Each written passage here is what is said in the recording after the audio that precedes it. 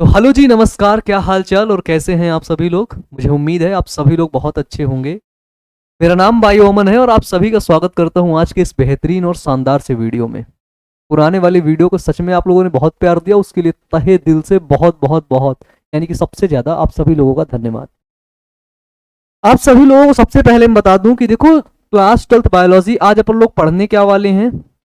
आज अपन लोग जो जनन स्वास्थ्य है ना, अपना जो रिप्रोडक्टिव हेल्थ है, क्या है? जनन स्वास्थ्य।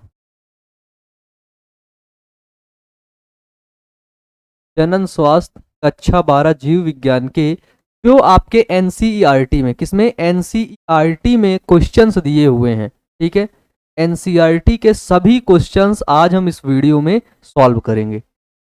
ठीक है, तो हमारी तरफ कर दो। ठीक है, तो आज सभी क्वेश्चन एनसीईआरटी के सॉल्व करेंगे। यदि आप लोगों ने अभी तक पुष्पी पादपों में लैंगिक जनन का वीडियो नहीं देखा है, ठीक है, पुष्पी पादपों में लैंगिक जनन के जो एनसीईआरटी क्वेश्चंस थे, ठीक है, और सच में ये बहुत खतरनाक चैप्टर है। ये अपना चैप्टर है सबसे ज्यादा खतरनाक। ठीक है, और मैं आप लोगों से वादा करता हूं कि इसके एक एक टॉपिक को, एक एक कॉन्सेप्ट को सच में समझा दिया हूं। ठीक है, तो वो वीडियो क्या है? वो वीडियो आपके यूट्यूब पर पड़े हुए हैं। आप लोग कैसे देखेंगे पता है? जैसे आप यहां से सबसे इंपॉर्टेंट पॉइंट आता है समझाना और समझना, वो आता है लघु बीजाणुधानी। ठीक है, लघु बीजाणुधानी की संरचना, और दूसरा आता है अपना गुरु बीजाणुधानी की संरचना। ठीक है, गुरु बीजाणु धानी की संरचना। ठीक है, तो ये सारे वीडियो को टॉपिक बाय टॉपिक मैंने इसको पढ़ाया है। ठीक है, तो यदि आप यूट्यूब पर लिखेंगे लघु बीजाणु धानी बाई बायो अमन, ठीक है, तो वहां हमारा वीडियो मिल जाएगा और आप जाकर के देख लीजिएगा। एक एक कॉन्सेप्ट मैं वादा करता हूं आप लोगों से, एक एक कॉन्सेप्ट आपके दिमाग में घुसा दूंगा भाई साहब। ठीक है, सच में पक्का यार, ये मैं वादा कर रहा तुम लोग से, सच में। ठीक है, तो आप लोग को ऐसी वीडियो सर्च करना, कोई भी टॉपिक आप पढ़ रहे हैं। आप जैसे पढ़ रहे हैं मानव जनन, ह्यूमन रिप्रोडक्शन में पढ़ रहे हैं आप नर जनन तंत्र। ठीक है, तो नर जनन तंत्र में आपको पता है क्या करना है? आपको सीधे जाना है, नर जनन तंत्र सर्च करना है यूट्यूब पर, और उसके लास्ट में लिख देना है क्या? यही अपने भाई का नाम, बाई बायो अमन। ठीक है, हमारा वीडियो मिलेगा और उस वीडियो से आसानी से, बिल्कुल आसानी से, एकदम आसान से भी आसान तरीके से आप सभी लोगों को समझाया गया है, और एक एक टॉपिक वहां पर आपको समझ में आएगा। ठीक है, चलिए, तो इसके बाद पुष्पी पादपों में लैंगिक जनन है। फिर दूसरा चैप्टर आता है अपना मानव जनन। क्या आता है? मानव जनन, जिसको बोलते हैं ह्यूमन रिप्रोडक्शन। ठीक है, तो आप लोग मानव जनन के जितने भी प्रश्नोत्तर हैं, ठीक है, जितने भी एम जो है एनसीईआरटी के प्रश्नोत्तर हैं, वो सभी प्रश्नोत्तर हमने करवाया है, एनसीईआरटी का सॉल्यूशन पूरा करवाया है। तो उसके लिए सबसे पहले आपको बता दें, आपको प्लेलिस्ट चेक करना होगा। ठीक है, प्लेलिस्ट, वहां पर ढेर सारे वीडियो आपके सारे कॉन्सेप्ट बायोलॉजी के क्लियर होंगे। ठीक है, अगली बार से बायोलॉजी मतलब बायो अमन। क्या मतलब? बायोलॉजी मतलब बायो अमन। किधर से पढ़ना है? सिर्फ और सिर्फ बायो अमन से ही पढ़ना है। हमेशा यूट्यूब पर भी सर्च करना, तो वह यही लिखना, क्या? बायोलॉजी बाई, क्या लिखोगे? बायो अमन। ठीक है, चलिए, ये अपनी कुछ जानकारी थी, और आज अपन लोग क्या पढ़ेंगे? वो पढ़ेंगे जनन स्वास्थ्य के एनसीईआरटी एमसी क्वेश्चंस। ठीक है, तो आपके ये एग्जाम के पॉइंट ऑफ व्यू से कितना इंपॉर्टेंट वीडियो है, ये तो आपको खुद को ही पता है। ठीक है, अब मेरे को बताने की जरूरत नहीं कि मैं बताऊं तुम लोग को, बेटा बहुत इंपॉर्टेंट है, मन लगा के फाड़ दो, ये कर दो, वो कर दो। ठीक है, अब भाई मैं तो नहीं बताऊंगा। और एक चीज और याद रखना कि ये जो जनन स्वास्थ्य का चैप्टर है, ठीक है, इस चैप्टर को यदि आपको पढ़ना है बेहतरीन तरीके से, ठीक है, तो इस चैप्टर का वीडियो जो लेक्चर है ना, लेक्चर बाय लेक्चर करके आपके यूट्यूब पर अपलोड है प्लेलिस्ट पर। ठीक है, बिल्कुल फ्री ऑफ कॉस्ट है, पूरा एनसीईआरटी। ठीक है, टॉपिक बाय टॉपिक एनसीईआरटी की लाइन बाय लाइन वहां पर पढ़ाई गई है। वहां पर जाकर के आसानी से देख लेना, मस्ती करना, अच्छे से पढ़ना। ठीक है, चलो, तो क्या करें भाई, स्टार्ट करें आज की क्लास को। आज की क्लास को अपन लोग स्टार्ट करते हैं और देखते हैं जनन स्वास्थ्य के एमसी को। ठीक है, चलिए,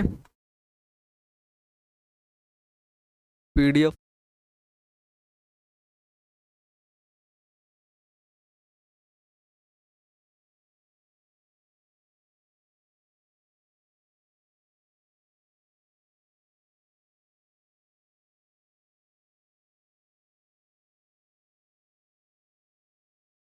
सॉरी बच्चों, यहाँ पे पीडीएफ नहीं, 1 मिनट वेट करिएगा,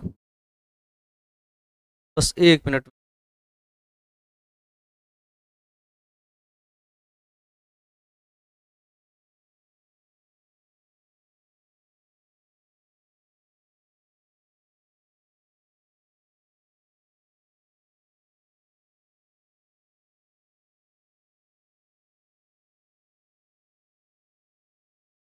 बस वेट 1 मिनट, हाँ पीडीएफ डाल लें हम।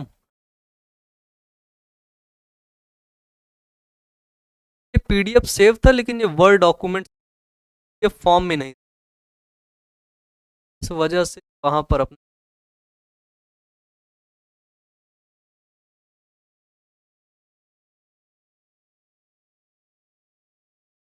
अब इसको पीडीएफ के फॉर्म में सेव कर दिए हैं, तो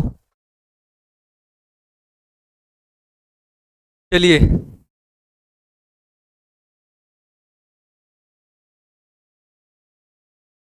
आ गया भाई, आ गया, आ गया है ना, आ गया। चलो अपना एनसीईआरटी के बच्चे पहला क्वेश्चन आ गया, बहुत प्यारा सा क्वेश्चन है और बिल्कुल दिल को छू लेने वाली ये क्वेश्चन है, दिल को छू लेने वाली ये चैप्टर भी है अपना, है ना, रिप्रोडक्टिव हेल्थ। ठीक है, जनन स्वास्थ्य, जनन अंगों को किस तरह से स्वास्थ्य रखना चाहिए, क्या क्या करना चाहिए, हमने सब कुछ समझा, हमने सब कुछ जाना। ठीक है, आज हम लोग क्वेश्चंस को करेंगे। जनन स्वास्थ्य के प्रश्नोत्तर है कक्षा 12 जीवित। ठीक है, पहला क्वेश्चन है कि समाज में जनन स्वास्थ्य के महत्व के बारे में अपने विचार को प्रकट कीजिए। समाज में जो जनन स्वास्थ्य रिप्रोडक्टिव हेल्थ है उसके बारे में आप क्या सोचते हैं, आपका क्या विचार है, ये पूछ रहा है क्वेश्चन आप सभी लोगों से।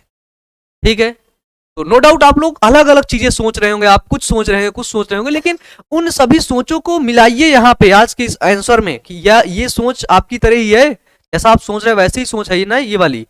ठीक है, तो इसको मिलाइए। चलिए, तो हम क्या सोचते हैं जनन स्वास्थ्य कि समाज में जनन स्वास्थ्य का अर्थ जनन अंगों, ठीक है, जनन स्वास्थ्य का अर्थ क्या है, स्वस्थ जनन अंगों या वह उनकी सामान्य कार्य से है।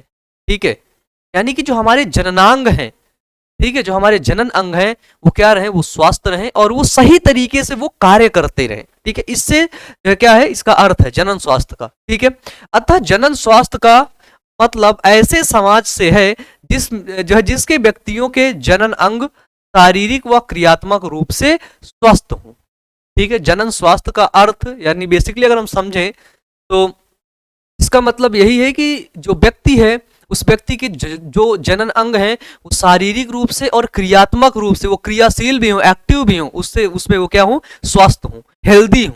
ठीक है, लोगों को यौन शिक्षा के द्वारा उचित जानकारी मिलती है।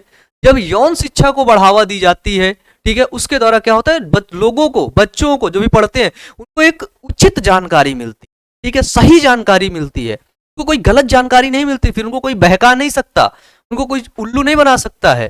ठीक है, जिससे क्या होता है कि जिससे समाज में यौन संबंधों के प्रति फैली जो कुरीतियां हैं, ठीक है, के प्रति जो आपकी भ्रांतियां फैली हुई हैं वो सभी खत्म होती।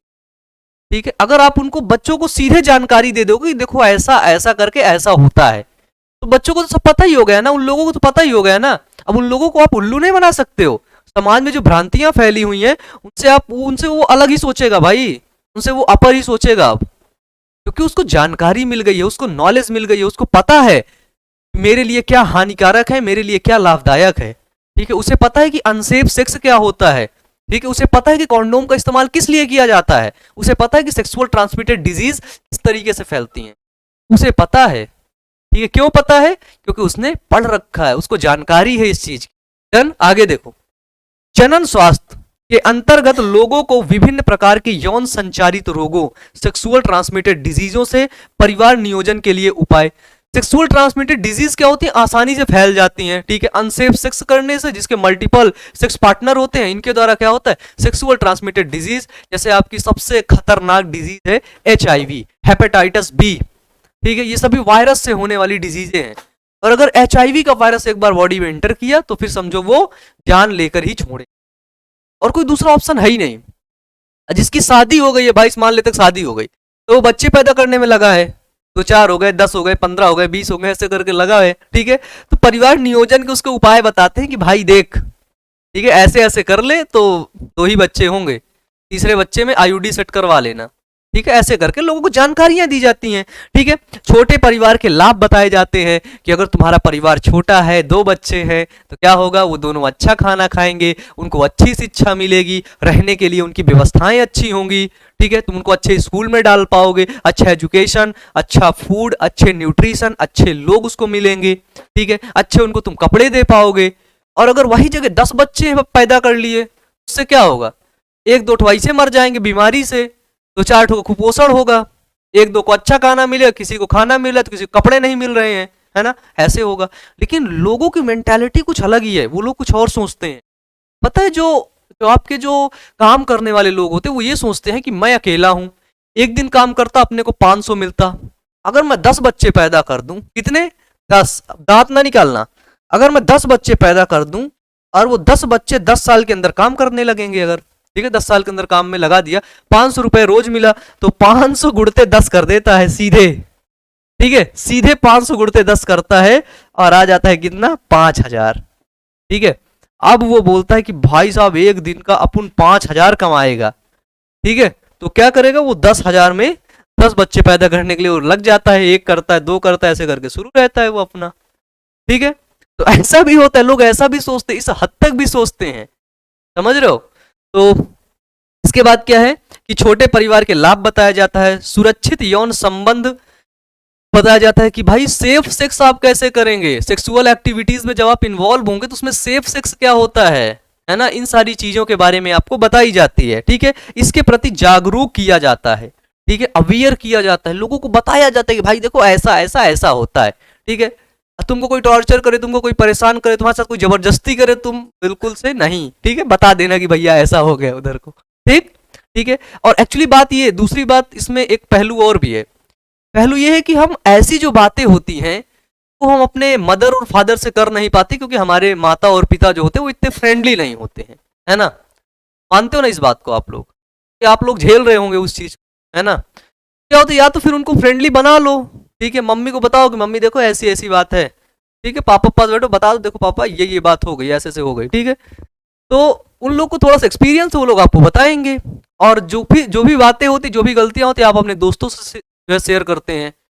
और जब आप दोस्तों से शेयर करते हो तो वो और बिल्कुल आप लोग को डिमोटिवेट, उदास, परेशान करते हैं, अबे ऐसा ऐसा ऐसा होता है, ऐसा ऐसा नहीं, ऐसा हो जाता है। ठीक है, इससे बेहतर है कि आप एक अच्छे डॉक्टर से सलाह लें, या फिर अपने उन नालायक दोस्तों से सलाह मत लें। मैं तो नहीं कहूंगा कि उनसे सलाह लो, ठीक है, क्योंकि वो बहुत गलत बताते हैं यार। मेरे भी दोस्त बहुत मेरे को उल्टा सीधा बताए थे। ठीक है, चलो आगे देखो इधर, गर्भावस्था के दौरान क्या होता है, माता की देखभाल कैसे की जाती है। ठीक है, माता की देखभाल कैसे करेंगे, ठीक है, ताकि शिशु अच्छा हो अपना। शिशु जब आ गया बाहर तो उसकी देखभाल करना। ठीक है, शिशु के लिए स्तनपान के महत्व के आधार पर स्वस्थ व जागरूक परिवार बनेंगे, इसके बारे में जागरूक करना लोगों को। ठीक है, कि बच्चा तो पैदा हो गया, अब उसकी देखभाल कैसे करनी है, उसको माँ का दूध पिलाना है 6 महीने, बोतल में डब्बा में डाल करके, ये पाउडर नहीं पिला देना है। ठीक है, तो दूध पिलाना है उसको, दूधों से ये और ये चीज मिलती है।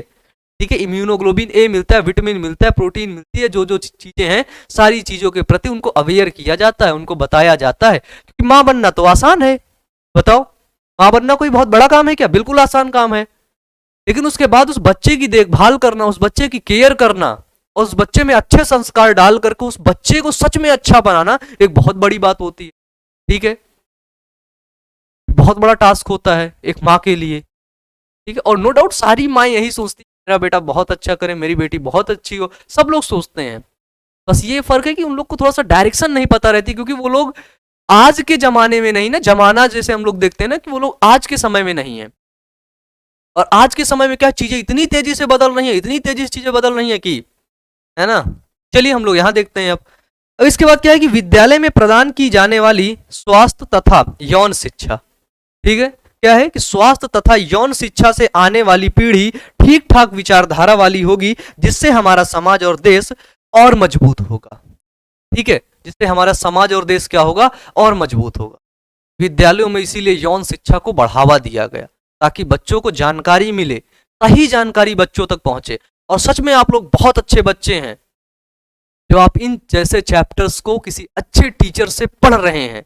आप बताइएगा कि आप लोग नीचे कमेंट बॉक्स में ये कमेंट करके बताइए कि आपके स्कूलों में ये चैप्टर पढ़ाए गए हैं कि नहीं, सही तरीके से बताइए। जल्दी से एक बार कमेंट करके मेरे को बताइएगा भाई, ठीक है, वेट करता तुम लोग के कमेंट का, तुम्हारा भाई भाई ओमन, ठीक। चलो, ये तो अपनी डायरेक्शन ही बदल दी।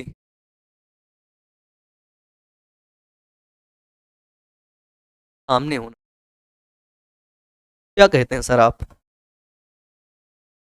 चलिए दूसरा क्वेश्चन है अपना। दूसरा क्वेश्चन है कि जनन स्वास्थ्य के उन पहलुओं को सुझाइए। क्वेश्चन है भाई एनसीईआरटी का, जनन स्वास्थ्य के उन पहलुओं को सुझाइए जिन पर आज के परिदृश्य में विशेष ध्यान देने की जरूरत है।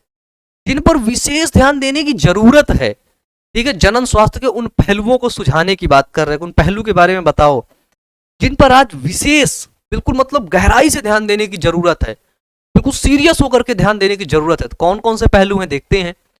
जनन स्वास्थ्य के वे पहलू जिन पर विशेष ध्यान देने की जरूरत है। नंबर 1, पहला, लोगों के बीच सुरक्षित और स्वच्छ यौन क्रियाओं, ठीक है, सुरक्षित और स्वस्थ यौन क्रियाओं, यौन संचारित रोग जिसको अपन लोग बोलते हैं क्या, सेक्सुअल ट्रांसमिटेड डिजीज, ठीक है, सेक्सुअल ट्रांसमिटेड डिजीज, ठीक है, यौन संचारित रोग उपलब्ध जन्म नियंत्रक विकल्पों, ठीक है, कि जैसे आईयूडीज वगैरह हैं, इन पर गर्भवती माताओं की देखभाल, किशोरावस्था के बारे में जागरूकता पैदा करना, ठीक है, ये सारी चीजों को लोगों को बताना है। और आज भी क्या है, आज भी बहुत ऐसे जो है रूरल एरियाज हैं, बहुत ऐसे विलेज है जहां पर इन सभी, मतलब इन सभी की अगर कोई बात भी करता है ना तो उसको गंदा बताते गए, बहुत गंदा है यार तू, ऐसा है वैसा, इससे बात मत करो, ठीक है, ऐसे बताते, क्योंकि वहां का थॉट प्रोसेस अभी भी वैसा है। तो आज भी सोचो, इन पर काम करने की जरूरत है। आज भी लोगों को बताना पड़ता है कि सुरक्षित यौन संबंध कैसे बनाए जाते हैं, ठीक है, सुरक्षित यौन संबंध क्या होता है, आज भी लोगों को बताया जाता है, ठीक है। आज भी कोई व्यक्ति कहीं रहता है, ठीक है, कोई महिला रहती है तो उसको मेडिकल स्टोर से कुछ अपना जरूरत का सामान लेना, ठीक है, उसको लेने में शर्म आती है। तो जो आज भी ऐसा है, क्या सोचते हैं आप इसके बारे में, बताइए। आप लोग तो पढ़े हैं ना, आप लोग तो जानते हैं ना, आप क्या सोचते हैं आप बताइएगा, ठीक है। तो इस पर ध्यान देने की क्या है अभी को जरूरत है। दूसरा पॉइंट क्या है कि लोगों को जनन संबंधी समस्याओं, ठीक है, जो जनन संबंधी समस्याएं हैं उन पर लोगों को क्या किया जाता है, जैसे कि सहगर्भता, प्रसव, यौन संचारित रोग, सेक्सुअल ट्रांसमिटेड डिजीज, गर्भपात, एवॉर्शन, गर्भ निरोधक, ऋतुस्राव संबंधी समस्याओं, ठीक है, बंधता आदि के बारे में चिकित्सीय सहायता एवं देखभाल उपलब्ध कराना, ठीक है। ये आज भी जरूरत है हमारे देश को, आज भी जरूरत है हमारे देश के उन लोगों को जहां तक ये चीजें नहीं पहुंच रही हैं, ठीक है।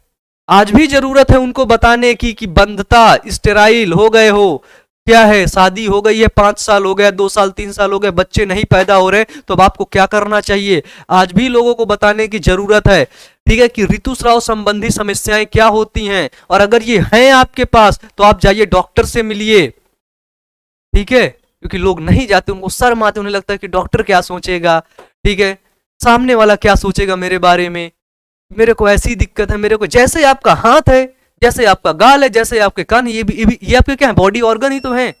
जैसे ये बॉडी ऑर्गन है वैसे आपके रिप्रोडक्टिव ऑर्गन भी एक ऑर्गन ही है, ठीक है। तो आप बायोलॉजी पढ़ते हैं तो उसको ऑर्गन के अकॉर्डिंग देखना है हमको, ठीक है, हमको वो शर्म वाली भावना ये सब नहीं देखनी है, ठीक है ना। डन। चलो देखो इधर देखो, इन सभी चीजों पे क्या है, अभी को भी काम करने की जरूरत है। ठीक, आ जाओ आगे देखते हैं। अगला क्वेश्चन है कि क्या विद्यालयों में यौन शिक्षा आवश्यक है, यदि हाँ तो क्यों। आपसे पूछ रहा है क्या विद्यालयों में यौन शिक्षा जो सेक्स एजुकेशन है वो आवश्यक है। तुम बोलोगे हाँ हाँ आवश्यक है, जरूरी है। तुमसे पूछ लिया यदि हाँ तो क्यों, बताओ यदि हाँ तो क्यों। उत्तर देखो क्या है कि विद्यालयों में यौन शिक्षा अति आवश्यक है क्योंकि इससे छात्रों को किशोरा अवस्था संबंधी परिवर्तन, ठीक है, जो प्यूबर्टी के बाद जो परिवर्तन आते हैं, ठीक है, जैसे गर्ल्स में क्या होता है, मेंस्ट्रुअल साइकिल शुरू होता है, ठीक है, मेल में क्या होता है, टेस्टोस्टेरोन बनता है, एंड्रोजन बनता है, जिसके द्वारा कुछ अलग से चेंजेस आते हैं, अप एंड डाउन, हार्मोन्स का लेवल अप एंड डाउन होता है, दाने निकलते हैं, थोड़ा चिड़चिड़ापन होता है, आवाज का भारी होना, प्यूबिक हेयर आना, ठीक है, और थोड़ा सा मेच्योरिटी की फेज में आता है तो हार्मोन्स का इम्बैलेंस रहता है तो वो भी परेशान रहता है कि वो ऐसा वैसा उल्टा सीधा सोचता रहता है, है ना। तो उसके बारे में उसको सही जानकारी मिले कि बेटा कोई दिक्कत नहीं है, ये हार्मोन्स का इम्बैलेंस है, और अगर उन हार्मोन्स को निकाल लिया जाए ना तुम बिल्कुल सुस्त हो जाओगे, ठीक है, फिर कोई ऐसे थॉट नहीं आएंगे, कुछ भी नहीं कर पाओगे, ठीक है। तो उन पर परिवर्तनों, समस्याओं के बचाव का सही जानकारी मिलेगी अगर यौन शिक्षा रहेगी। तो उनको पता रहेगा कि अच्छा ये हार्मोन्स है, और वो बिल्कुल रिलैक्स रहेंगे, वो बिल्कुल कूल रहेंगे, ठीक है। इसके बाद क्या है कि यौन शिक्षा से उन्हें यौन संबंध के प्रति जो भ्रांतियां फैली हैं, ठीक है, यौन संबंध जो बनाए जाते हैं, यौन संबंध, ठीक है, इन पर जो उनको भ्रांतियां फैली हुई हैं कि भाई ये गलत है, ऐसे नहीं ऐसे होता है, ठीक है, शादी के पहले ये होता है, लड़की को वर्जिन होना जरूरी है, लड़के को ऐसा होना जरूरी है, ये सारी चीजें जो भ्रांतियां, ये सब चीजें दूर होती हैं, ठीक है। इसके बाद क्या होता है, जो गलत धारणाएं हैं, ये जो भी गलत धारणाएं आपने बना रखी है, समाज ने बना रखी है, आपके इन्वायरमेंट ने बना रखी है, ये सभी धारणाओं को खत्म करने में सहायता मिलेगी यदि यौन शिक्षा हर जगह तक पहुंचेगी, ठीक है। इसके बाद क्या है कि इसके साथ साथ उन्हें सुरक्षित यौन संबंध, ठीक है, यानी कि जो सेफ सेक्सुअल एक्टिविटीज में, वो सेक्सुअल एक्टिविटीज में इन्वॉल्व होते हैं, तो उन्हें पता रहता है सेफ सेक्स कैसे होते हैं, ठीक है। इसके बाद क्या है कि गर्भ निरोधकों का प्रयोग क्या होता है, जो आईयूडीज होते हैं जिससे आप गर्भ धारण से बच सकते हैं, ठीक है, इसके बारे में सही जानकारी मिलेगी। इसके बाद यौन संचारित रोग, सेक्सुअल ट्रांसमिटेड डिजीज क्या होती हैं, इसके बारे में आपको सही जानकारी मिलेगी, उससे बचाव व निदान की जानकारी प्राप्त होगी, ठीक है, उससे कैसे बच सकते हैं, ठीक है, और उसका जो है मेडिसिन कैसे लेंगे, ठीक है, निदान कैसे डॉक्टर से, सारी कुछ जानकारी इसके द्वारा मिलेगी, ठीक है। इसके परिणाम स्वरूप आने वाली पीढ़ी भावनात्मक व मानसिक रूप से, समझना, भावनात्मक रूप से और मानसिक रूप से क्या है, समृद्ध होगी, इसलिए विद्यालयों में यौन शिक्षा आवश्यक है, ठीक है। इसी कारण से क्या है कि विद्यालयों के अंदर यौन शिक्षा जरूरी है, आवश्यक है भैया, ठीक है, समझ गए, बताओ, बीएस ऑन करो, ठीक, क्या हुआ, कोई दिक्कत लग तो रहा है, तो देखो, चलो ठीक है। अगला क्वेश्चन देखो, क्या आप मानते हैं कि पिछले 50 वर्षों के दौरान 50 वर्षों के दौरान हमारे देश में जनन स्वास्थ्य के सुधार हुआ, यदि हाँ तो इस प्रकार के सुधार वाले कुछ क्षेत्रों का वर्णन कीजिए, ठीक है। 50 वर्षों का डाटा पूछ रहा है कि यदि हुआ तो बताओ क्या हुआ। नो डाउट आपने पढ़ा है तो आपको पता है कि सुधार तो हुआ है। पिछले 50 वर्षों के दौरान हमारे देश में जनन स्वास्थ्य में सुधार हुआ है, और सुधार वाले क्षेत्र आपके निम्नलिखित हैं, ठीक है। सुधार वाले क्षेत्र जहां पर सुधार हुआ है वो क्या है, आपके निम्नलिखित है, मतलब कई ढेर सारे हैं, ठीक है। चलो भाई चलते हैं,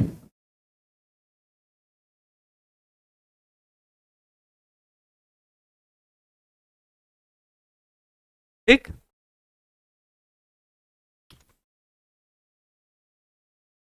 चलिए पहला देखते हैं कि यौन संबंधित मामलों के बारे में बेहतर जागरूकता, ठीक है। क्या है कि यौन संबंधित मामलों में क्या है, बेहतर जागरूक हुए हैं लोग, इसके बारे में लोग जान पाए हैं सही तरीके से, ठीक है। दूसरा है कि बहुत अधिक संख्या में चिकित्सा सहायता प्राप्त हुई है, जो चिकित्सा सहायता मिली है, जिसके द्वारा क्या है, जो प्रसव है और बेहतर देखभाल से मातृ एवं शिशु मृत्यु दर में गिरावट आई है, ठीक है। जिससे जो माताएं हैं, ठीक है, उनके मरने में, जब बच्चा पैदा होता है ना, तो पहले जो है ऐसा होता था घर में डिलीवरी हुआ करती, उससे या तो बच्चा मर जाता था या तो उसकी मां मर जाती थी, ठीक है। जब से ये हॉस्पिटल आया, ठीक है, जब से ये चिकित्सीय सहायता इन लोगों को मिलने लगी, तो क्या हुआ, मातृ मृत्यु दर में कमी आई, और दूसरी चीज आपकी जो शिशु मृत्यु दर है, ठीक है, शिशु मृत्यु दर में भी गिरावट आई, ठीक है। तो मातृ मृत्यु दर और शिशु मृत्यु दर दोनों में गिरावट आई है, ठीक है। चलिए इधर क्या है, सबसे पहले देखें कि लघु परिवार वाले जोड़ों की संख्या में वृद्धि हुई है। जो लघु परिवार थे, जिनका परिवार छोटा था, ठीक है, उनके जो जोड़े थे उनमें क्या हुई है, वृद्धि हुई है, ठीक है। इसके बाद क्या है कि यौन संचारित रोगों की सही जांच पड़ताल हुई है, ठीक है, कि सेक्सुअल ट्रांसमिटेड डिजीज जो है उनकी सही से जांच हो पाना, उनको पता कर पाना कि आखिरकार क्या है, ठीक है, जांच पड़ताल तथा देखभाल और सभी यौन समस्याओं की अच्छी चिकित्सा सुविधा उपलब्ध है, ठीक है। ये सारी चीजें आपको किसके अंदर मिली हैं, इसी चीज के अंदर, इसी 50 सालों के अंदर, और सरकार इसी पर बहुत पैसे खर्च की, बहुत बड़े बड़े उसने प्रोजेक्ट किए लोगों को अवेयर करने के लिए, ठीक है, सिर्फ और सिर्फ लोगों को अवेयर करने के लिए, लोगों को जागरूक करने के लिए।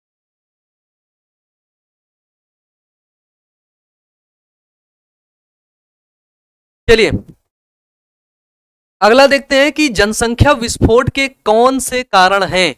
जनसंख्या विस्फोट का मतलब क्या होता है कि अचानक से जनसंख्या वृद्धि कर जाना, है ना, किसी जगह पर अचानक से जनसंख्या की वृद्धि हो जाना, वही होता है अपना जनसंख्या विस्फोट। ठीक है, क्या होता है, जनसंख्या विस्फोट होता है।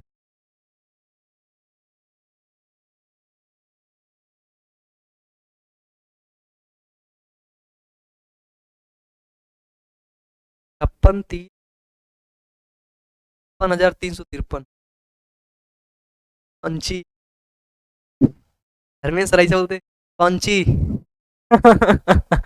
है ना। चलो यार ये बताओ,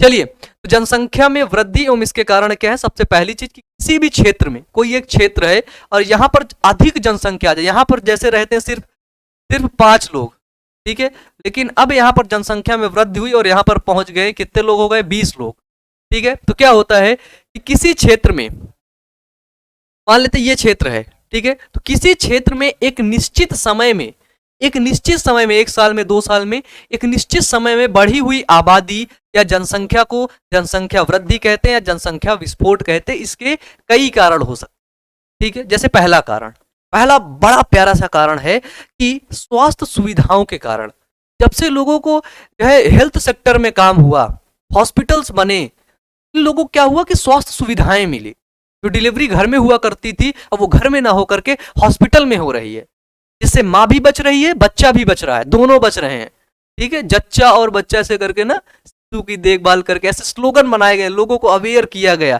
ठीक है, कि देखो मूर्खतापूर्ण चीजें नहीं करनी है, घर में डिलीवरी नहीं करवानी है, सीधे हॉस्पिटल में लेकर के आना है, ठीक है।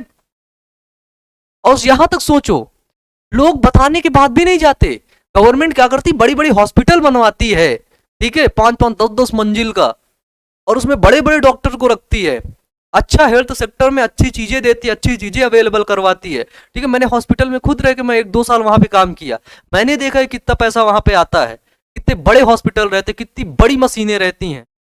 गवर्नमेंट की बात कर रहा हूं मैं, गवर्नमेंट हॉस्पिटल की, इतने बड़े बड़े वहां पे डॉक्टर आते हैं, लेकिन फिर भी लोग डिलीवरी घर में करवा रहे हैं, फिर भी लोग दिखा कहीं और रहे हैं, झाड़ फूक करवा करके ठीक कर रहे हैं। तो जब डिलीवरी की बात आई तो सरकार देखी कि यार अभी भी गांव में हो रहा है, तो सरकार ने क्या किया, सरकार ने किया कि अच्छा ठीक है, और करते हैं, प्लान बनाओ। तो प्लान बनाया कि चलो ठीक है, अगर जो डिलीवरी हॉस्पिटल में करवाएगा उसको 2,000 रुपए मिलेगा एक बच्चे पर। ये कितना मिलेगा, 2,000।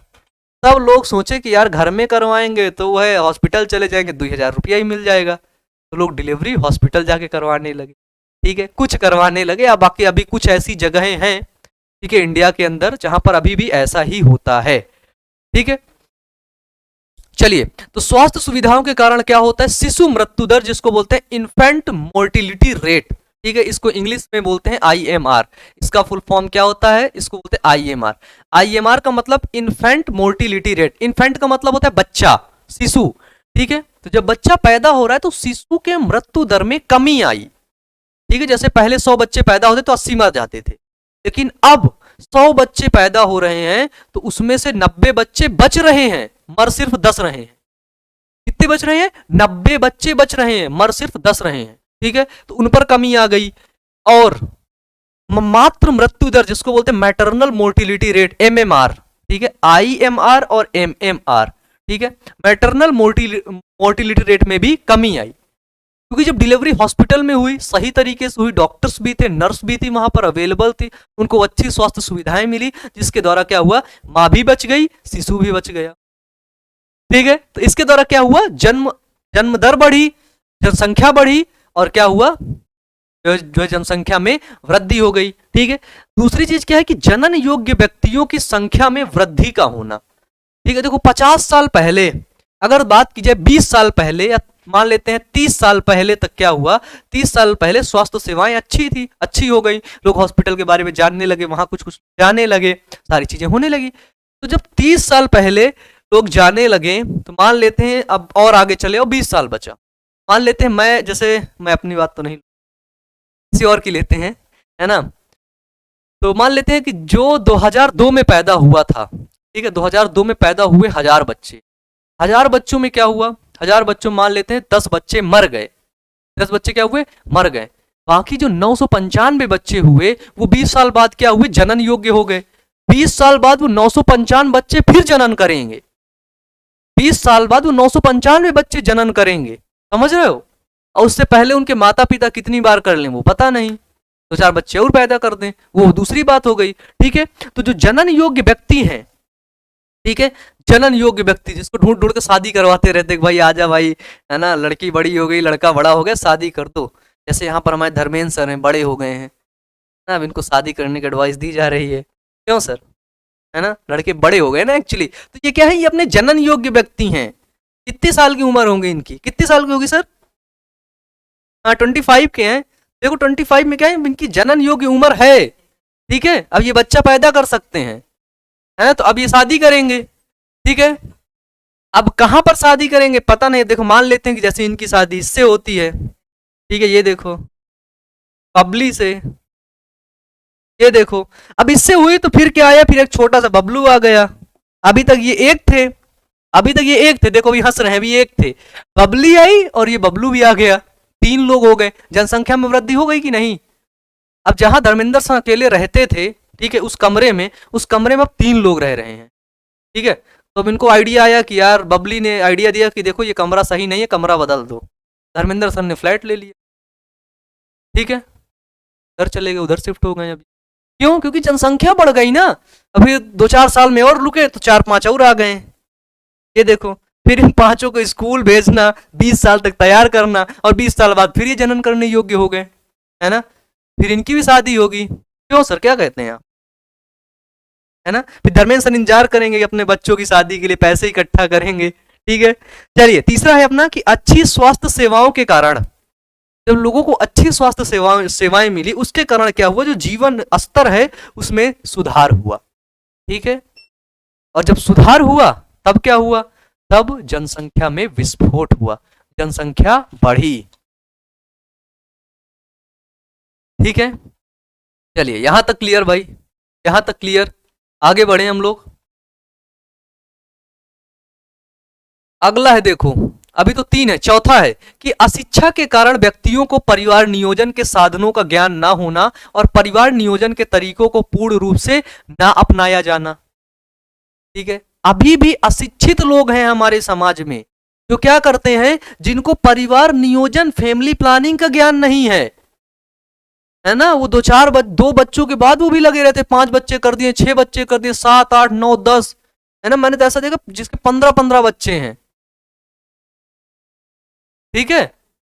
तो इस वजह से भी जनसंख्या वृद्धि हो रही है, ठीक है। दूसरा है कि वैज्ञानिक एवं तकनीकी प्रगति के कारण खाद्यान्नों के उत्पादन में वृद्धि, ठीक है। फूड का अधिक मात्रा में प्रोडक्शन होना, फूड अधिक मात्रा में लोगों को मिल रहा है तो लोग और जो है वो हो रहे हैं, सब खाए पिए लेटे रहते हैं, बकैती चलती रहती है चारों तरफ, है ना। ये सारी चीजें भी हो रही हैं। और 6वां नंबर है कि सामुदायिक स्वास्थ्य कार्यक्रमों द्वारा अनेक महामारियों का निवारण होना। पहले क्या होता था कि महामारी आती थी, और जब महामारी आई तो लोग मर गए, पता लगे एक बार महामारी आई 10,000 लोग मर गए। लेकिन अब महामारी आती है, जैसे कोरोना आया, देख रहे हो कितनी जल्दी वैक्सीन बन गई, लोगों को बचा लिया गया, इससे भी जनसंख्या बढ़ी।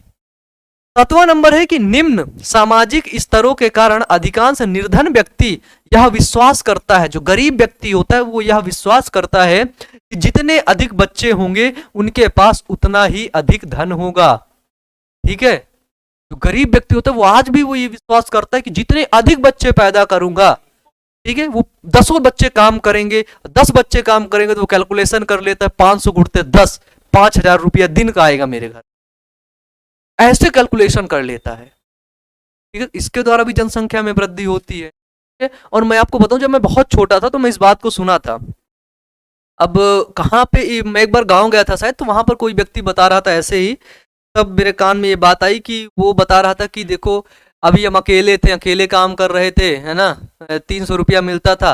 अब हमारे दोनों लड़का आए लगे हैं, ये लोग भी काम करते हैं, तब हमके क्या हुआ, 900 रुपया मिलता है डेली, है ना।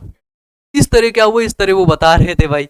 अब वो उनके दिमाग में ये भी होगा कि 3 अगर और आ जाए तो न दून 1800 रुपया हो जाए एक दिन का, है ना। ऐसे भी होता है, इस वजह से भी जनसंख्या में वृद्धि होती है। इसके बाद क्या है कि सामाजिक रीति रिवाजों के कारण, ठीक है, जैसे कई जगह पर क्या होता है कि उनको पुत्र की प्राप्ति चाहिए, पुत्र की चाह से दंपत्ति संतान उत्पन्न करते रहते हैं, ठीक है। कभी कभी चांसेस क्या होते हैं कि लोग लड़के पैदा करने के लिए इतने व्याकुल रहते, इतने परेशान रहते हैं कि मेरे को लड़का पैदा हो जाए बस, ठीक है। और उस लड़का पैदा होने के चक्कर में उन्होंने 5 लड़कियां पैदा कर ली, है ना। मैं ये नहीं कह रहा कि लड़कियां पैदा हो गई बहुत गलत हो गया, ठीक है, यानी कि लड़के के चाह में लड़कियां हो गई, इतनी लड़के के चाह में ये लड़कियां हो गई, ठीक है। इनको लड़के की चाह थी कि मेरे को पुत्र मिले, लेकिन पुत्र ना मिल करके इनको पुत्री ही मिल रही थी। अब पुत्र और पुत्री मिलने में दोष किसका होता है, ये आप लोग मुझे बताइए। चलिए कमेंट बॉक्स में कमेंट करके बताइए।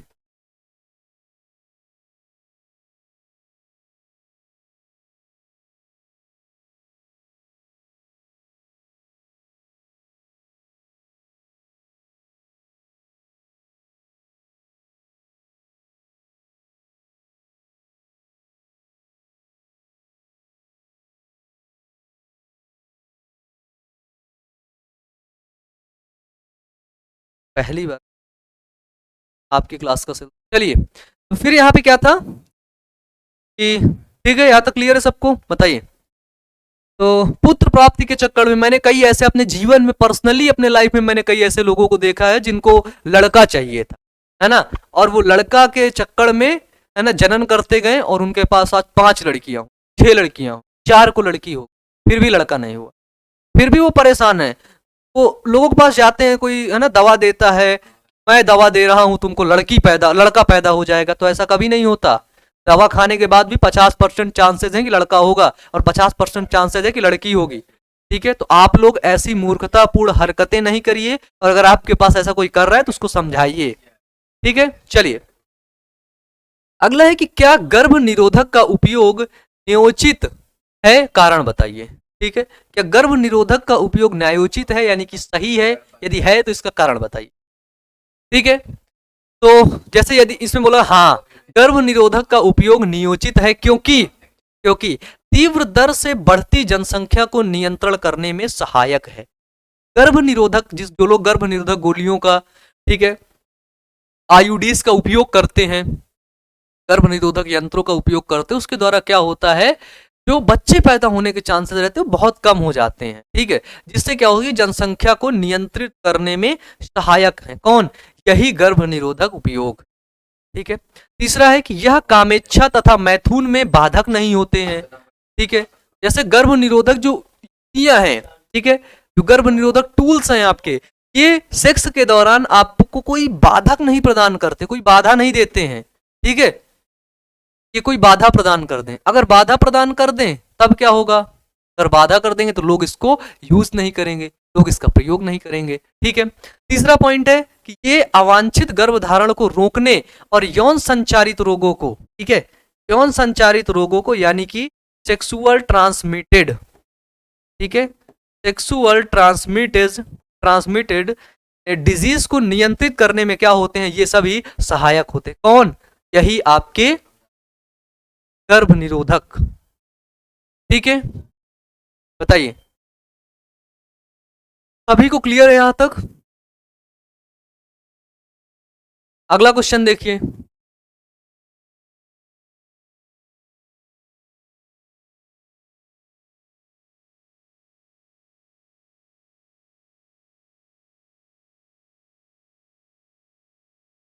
अभी तो हम लोग 7वें क्वेश्चन पर हैं, ठीक है। चलिए अगला क्वेश्चन है कि जनन ग्रंथियों को हटाना, जनन ग्रंथियों को हटा देना, यानी कि टेस्टिस को काट के हटा देना, ठीक है, या फिर अंडाशय ओवरी को हटा देना। जनन ग्रंथियों का मतलब समझना कि जहां से जनन नर युग्मक और मादा युग्मक बनते हैं, उसकी बात हो रही है यहाँ पे, ठीक है, जनन ग्रंथियों को हटाना गर्भ निरोधक का विकल्प नहीं माना जा सकता है, क्योंकि कि जनन ग्रंथियां एक बार हटने के बाद क्या होती, दोबारा से वो बच्चे नहीं पैदा कर सकते। ठीक है, क्योंकि जनन ग्रंथियां क्या हुई, हट गई हैं। लेकिन गर्भ निरोधक क्या होते हैं कि भाई कुछ समय तक आपने उपयोग किया, 4 साल 5 साल, और उसके बाद फिर आप पुनः बच्चा पैदा कर सकते। ठीक है, इसमें क्या होता है कि गर्भ निरोधक के अंतर्गत वे सभी युक्तियां आती हैं जिनके द्वारा अवांछनीय गर्भ को रोका जा सकता है। गर्भ निरोधक पूर्ण रूप से ऐच्छिक और उत्क्रमणीय होते हैं। ऐच्छिक होते हैं, अपनी इच्छा के अनुसार कर सकते हो, और उत्क्रमणीय भी होते हैं, उनको हटा भी सकते हो। ठीक है, फिर से बच्चे पैदा कर सकते हो। व्यक्ति अपनी इच्छा अनुसार इनका प्रयोग और इनका बंद करके गर्भधारण कर सकता है। ठीक है, व्यक्ति अपनी इच्छा के अनुसार कर सकता है। ठीक है, आईयूडीज रोक दिया, हटा दिया। फिर इसके बाद क्या है कि इसके विपरीत जो जनन ग्रंथियां होती हैं, जनन ग्रंथियों को हटाने पर शुक्राणु व अंडाणु, स्पर्म और ओवम का निर्माण स्थायी रूप से खत्म हो जाता है। ठीक है, तो स्पर्म भी नहीं बनेगा और आपका ओवम भी नहीं बनेगा। ठीक है, अर्थात ये उत्क्रमणीय नहीं होते हैं, ये अनुत्क्रमणीय होते हैं। एक बार क्रिया हो गई तो हो गई, अब खत्म, अब कुछ नहीं हो सकता इसमें। ठीक है, यानी कि हो सकता है लेकिन बहुत कम चांसेस रहते हैं। इसके बाद क्या होता है कि एक बार जनन ग्रंथियां के हटने के बाद पुनः गर्भ धारण करना असंभव होता है। देखो इसमें भी ये, इसको एनसीईआरटी ने लिखा है, क्या होता है, असंभव होता है। ठीक है, बताइए यहां तक सभी को क्लियर है? एक एक पॉइंट बताइए, सभी को क्लियर है? हमारे मैथ वाले सर को लगता है कुछ ज्यादा ही क्लियर। क्यों सर? एक्चुअली मैथ पढ़ पढ़ के सर बोर हो जाते, तो मुझे लगा इनको बायोलॉजी ही पढ़ा देते हैं। आपका क्या कहना है ना? चलो आगे देखते हैं। ये क्वेश्चन है आपका उल्वबेधन पर। उल्वबेधन यानी कि एमनियोसेंटिसिस। बड़ा प्यारा सा क्वेश्चन है ना, बहुत तगड़ा क्वेश्चन है। उल्वबेधन एक घातक लिंग निर्धारण जांच की प्रक्रिया है जो हमारे देश में निषेधित है। ठीक है, इस पर रोक लगाया गया है कि कोई उल्वबेधन की क्रिया नहीं करेगा, निषेधित है। क्या यह आवश्यक होना चाहिए? टिप्पणी कीजिए, इसके बारे में आप बताइए, टिप्पणी कीजिए। इसमें बताया गया कि बढ़ती मादा भ्रूण हत्या, देखो मादा भ्रूण हत्या, ठीक है, जो गर्भ में मेल है उसको देखा कि वो लड़की है तो उसको गर्भ में ही मार दिया, उसको बोलते हैं मादा भ्रूण हत्या। ठीक है, तो मादा भ्रूण हत्या को कानूनी रोक के लिए उल्वबेधन यानी कि एमनियोसेंटिसिस जो जांच होती है, जिसको बोलते हैं भ्रूणी लिंग निर्धारण, ठीक है, जांच होती है, लिंग परीक्षण पर वैधानिक प्रतिबंध उचित है, सही है। नहीं तो इससे होता क्या है, लोग आते हैं जांच करवाते हैं, देखा एमनियोसेंटिसिस जांच करवाया। देखो एमनियोसेंटिसिस में होता क्या है, इस प्रोसेस को समझ लो। एमनियोसेंटिसिस में जहां पर ये बच्चा रहता है, ये बच्चा, यहां पर एक फ्लूइड भरा होता है, जिस फ्लूइड को बोलते हैं क्या, जिस फ्लूइड को बोलते हैं एमनियोटिक फ्लूइड। इसके अंदर भरा होता है कौन सा फ्लूइड? वो भरा होता है आपका एमनियोटिक फ्लूइड। ठीक है, तो डॉक्टर क्या करते हैं, इस एमनियोटिक फ्लूइड को सिरिंज के माध्यम से निकाल लेते हैं और फिर इसी एमनियोटिक फ्लूइड को लैब में भेज देते हैं। और इस एमनियोटिक फ्लूइड पे क्या होता है, यहाँ पर गुणसूत्र, ये देखो यहाँ पर गुणसूत्र, उन्हीं गुणसूत्र की यहाँ पर जांच कर ली जाती है और चेक करके बता दिया जाता है कि गुणसूत्र कौन सा है। लैब में जांच होती है, बता दिया जाता है गुणसूत्र XX है या फिर XY है। बहुत तगड़ी जांच है, बहुत आसानी से बता देगा कि लड़का है अंदर कि लड़की है। अगर XX बता दिया कि भाई XX है, लड़का है, तो क्या किया, आसानी से उसकी मादा भ्रूण हत्या कर दिया। अब देखो अगर लोग मादाओं को मारते रहेंगे, ठीक है, हत्या, ठीक, जैसे कहते हैं ना, स्लोगन आया है कि बेटी नहीं बचाओगे तो बहू कहां से लाओगे, है ना। तो जो आज की डेट में भी लोगों को ऐसे स्लोगन दे करके सिखाना पड़ता है, लोगों को बताना पड़ता है, तो तुम सोच सकते हो कि इन लोगों की मेंटेलिटी कैसी है ना। तुम सोच सकते हो कि हमारा समाज कितना सोच रहा है, ठीक है, और तुम वही समाज की बात करते हो कि वो क्या सोचेंगे, ये क्या सोचेंगे, ऐसा क्या करूं, ऐसा क्या। वही समाज में पढ़े लिखे लोग क्या करवा रहे हैं, यही एमनियोसेंटिसिस करवा रहे हैं। पर्सनली मेरे जानने वाले कुछ लोग, ठीक है, जिनके पास हायर क्वालिफिकेशंस है, बहुत ज्यादा डिग्रियां हैं, बहुत पैसे हैं उनके पास, वो एमनियोसेंटिसिस क्या करवा रहे हैं। वो जो उनके जो है गर्भाशय में जो बच्चा है उसकी जांच करवा रहे हैं कि लड़की है कि लड़का है। बोलते हैं कि हमारे पास एक लड़की पहले से है, अब हमको लड़का चाहिए। पढ़े लिखे लोगों की बात कर रहा हूं मैं, हाई फाई सोसाइटी में, अपर क्लास के लोगों में भी अभी तक ऐसा चल रहा है ना। अगर आप जोड़ दोगे दूसरी जगह पे पढ़ाई और समझदारी दोनों बच्चे क्या होते हैं, अलग अलग चीजें होती हैं। बहुत पढ़ने के बाद दुनिया का ज्ञान ले लेने के बाद भी कोई समझदार नहीं हो सकता है, ठीक है। और कोई व्यक्ति कुछ भी नहीं पढ़ा लिखा है लेकिन उसके बाद भी वो बहुत ज्यादा समझदार है, बहुत ज्यादा उन चीजों को समझता है और बेहतर तरीके से समझ पाता है। समझ रहे हो? ठीक है, चलो ज्यादा बात नहीं करेंगे। ठीक है, तो ऐसा कुछ यहाँ पे होता है। ठीक है, तो ये चाचा अंदर लेटा रहता है और बाहर से क्रोमोसोम से पता करके बता देते हैं। एक्चुअली ये जो एमनियोसेंटेसिस की क्रिया थी, एमनियो एमनियोसेंटेसिस क्या ये हुई तो क्रोमोसोमल डिसऑर्डर होते हैं। कौन से डिसऑर्डर? क्रोमोसोमल डिसऑर्डर की पहचान की जा सके। ठीक है, गुणसूत्री बीमारी की जांच की जा सके और बताया जा सके कि वो कौन सी बीमारी है। लेकिन लोग गुणसूत्री बीमारी जो जांच दूर की बात है, वो पहले जांच करवाने लगे कि ये अंदर है कौन, लड़की है कि लड़का है, ये जांच करो पहले। ठीक है, फिर देखो, कई बार ऐसा देखा जाता है कि यह पता चलने पर कि भ्रूण मादा है, चिकित्सा गर्भपात समापन करवा दिया जाता है। ठीक है, चिकित्सीय सहगर्भता समापन जिसको बोलते हैं एमटीपी। एमटीपी को बोलते हैं, इंग्लिश में फुल फॉर्म होता है मेडिकल टर्मिनेशन ऑफ प्रेगनेंसी। क्या बोलते हैं बच्चे? Medical termination of pregnancy. याद रखना, एमसीक्यू में क्वेश्चन बनता है यहां से। ठीक है, एमटीपी कराया जाता है और सामान्य भाषा में इसे गर्भपात यानी कि एवॉशन कहते हैं। क्या बोलते हैं? एवॉशन। ठीक है, ABORTION, एवॉशन करवा दिया, बोलते हैं ना, एवॉशन करवा दिया। ठीक है, कहा जाता है यह पूरी तरह से गैर कानूनी है, इसको करवाने पर कानूनन अपराध है। हॉस्पिटल में लिखा रहता है कि भ्रूण परीक्षण करवाना कानूनी अपराध है और इसको यदि कोई करवाता है, यदि कोई डॉक्टर करता है तो उसको सजा हो जाएगी। ठीक है, इस प्रकार की प्रवृत्ति से बचना चाहिए क्योंकि यह माता तथा बच्चा दोनों के लिए खतरनाक होता है। जब भी आप एवॉशन करवाते हैं तो बच्चे के लिए भी हानिकारक होता है, खतरनाक होता है, माता के लिए भी। कभी कभी एवॉशन के दौरान माताएं मर जाती हैं। ठीक है, उस लोग इतना रिस्क रहता है उस केस में, फिर भी लोग एवॉशन करवा। या फिर ऐसा हो सकता है कि उन लोगों को शायद इसके बारे में सही जानकारी ना हो, सही नॉलेज ना हो, सही एजुकेशन ना मिली हो। दूसरे मतलब ये भी हो सकता है। ठीक है, इसके बाद क्या है कि इससे समाज में पुरुष व महिलाओं की संख्या का अनुपात भी बिगड़ सकता है। ठीक है, अगर मादा भ्रूण हत्या होने लगी, ठीक है,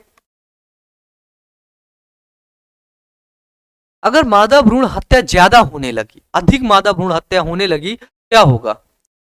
मादाएं मरती गई, लड़कियां कम होती गई, लड़के बढ़ते गए। जब लड़के बढ़ते गए, शादी किससे करोगे? लड़के लड़के शादी कर लेंगे क्या?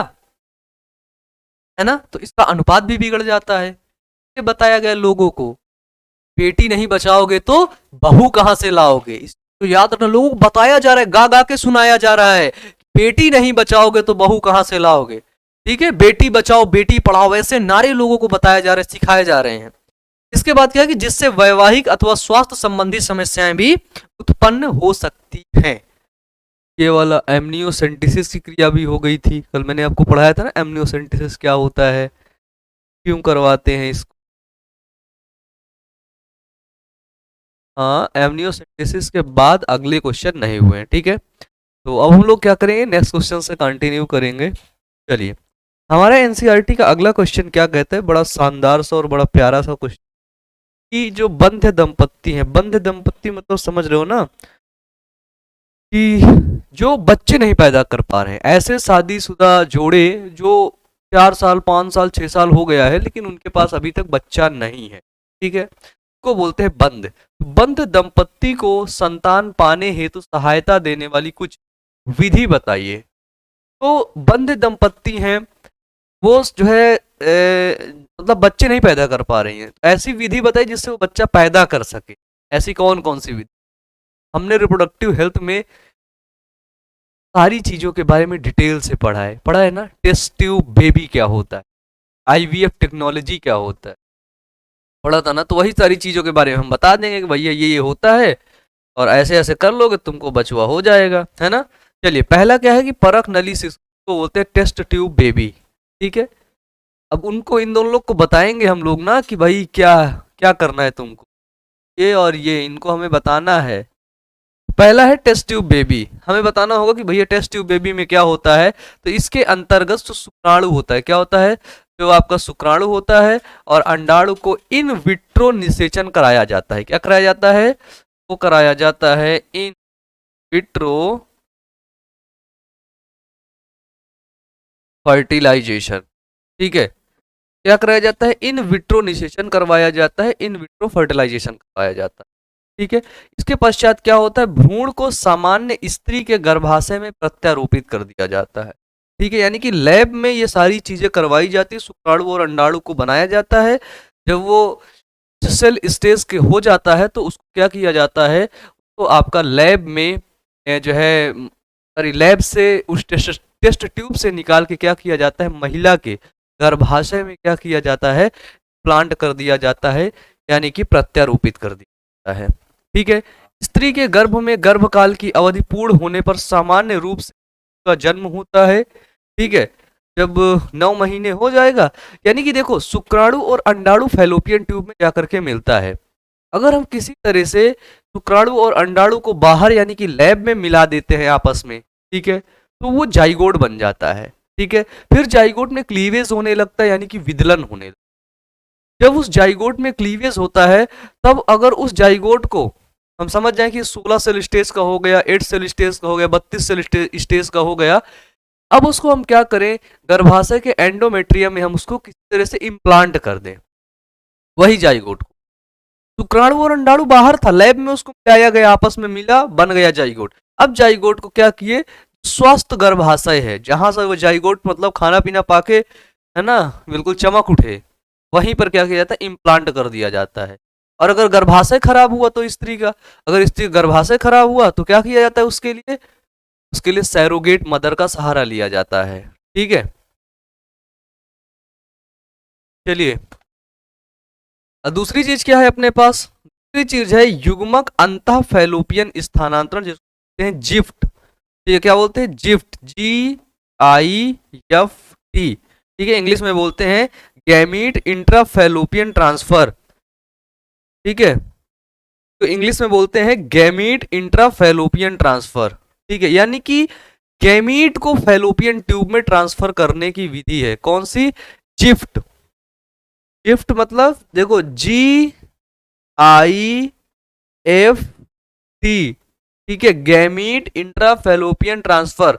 गैमीट का मतलब क्या होता है, जैसे मेल गैमीट और फीमेल गैमीट, है ना। तो इन्हीं मेल और फीमेल गैमीट का ट्रांसफर करना, कहां पर करना, फैलोपियन ट्यूब पर करना। बिल्कुल सिंपल, बताओ, है ना सिंपल।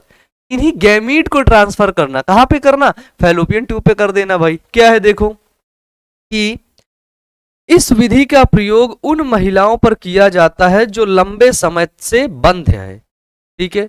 उन महिलाओं पर इस विधि का प्रयोग किया जाता है जो लंबे समय से क्या है, बंध हैं, ठीक है, फर्टाइल हैं, ठीक है। तो क्या होता है कि इसके अंतर्गत जो है लेप्रोस्कोप के द्वारा, देखो किसके द्वारा, लेप्रोस्कोप की सहायता से, ठीक है, लेप्रोस्कोप की सहायता से फैलोपियन नलिका के एम्पुला में शुक्राणु व अंडाणु का निषेचन कराया जाता है, ठीक है। जो लेप्रोस्कोप होता है उसकी सहायता से क्या किया जाता है, शुक्राणु और अंडाणु का महिला के कहां पर, फैलोपियन ट्यूब के एम्पुला वाले भाग पर निषेचन की क्रिया करवाई जाती है, किसमें, जिफ्ट में। यानी कि गैमीट को ट्रांसफर किया जाता है, नर गैमीट और मादा गैमीट को ट्रांसफर किया जाता है, ठीक है। चलिए अगला देखिए, तीसरा है अपने पास अंतः कोशिकी द्रवीय शुक्राणु भेदन, इंग्लिश में इंट्रासाइटोप्लाज्मिक स्पर्म इंजेक्शन। क्या है, इंट्रासाइटोप्लाज्मिक स्पर्म इंजेक्शन। नाम बड़ा प्यारा है ना, जैसे नाम बड़ा प्यारा है वैसे ये भी आसान है। इंट्रा मतलब अंदर, साइटोप्लाज्मिक मतलब कोशिका के साइटोप्लाज्म में, स्पर्म का मतलब जिसके अंदर स्पर्म, इंजेक्शन का मतलब इंजेक्शन जिसमें स्पर्म भरे हैं, है ना, समझ में आ गए। अभी देखो, अब देखो क्या है, इसके अंतर्गत शुक्राणुओं को क्या किया जाता है, इसके अंतर्गत शुक्राणुओं को यानी कि स्पर्म को, ठीक है, क्या होता है ध्यान से देखना, इसके अंतर्गत शुक्राणुओं को प्रयोगशाला प्रयोगशाला में संबंधित माध्यम में रखकर प्रत्यक्ष ही अंडाणु में भेद दिया जाता है, ठीक है। जैसे ये अंडाणु है, ओवम है, ठीक है, और एक हमने इंजेक्शन लिया और इस इंजेक्शन में क्या किया, इस इंजेक्शन में अपन ने शुक्राणु को भरा और इस इंजेक्शन को सीधे यहां से यहां पर भेज दिया। ये दोनों का निषेचन हो गया, क्या हो गया,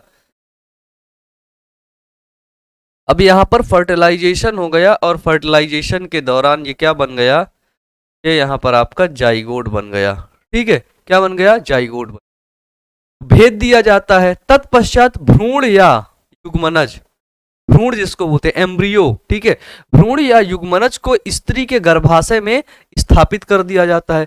जब ये भ्रूण बाहर बना, ये भ्रूण कहाँ बना, लैब में बना, ठीक है। अब इस भ्रूण को उठा करके स्त्री के गर्भाशय में क्या कर देते हैं, इम्प्लांट कर देते हैं, ठीक है, प्रत्यारोपित कर देते हैं, डाल देते हैं, ठीक।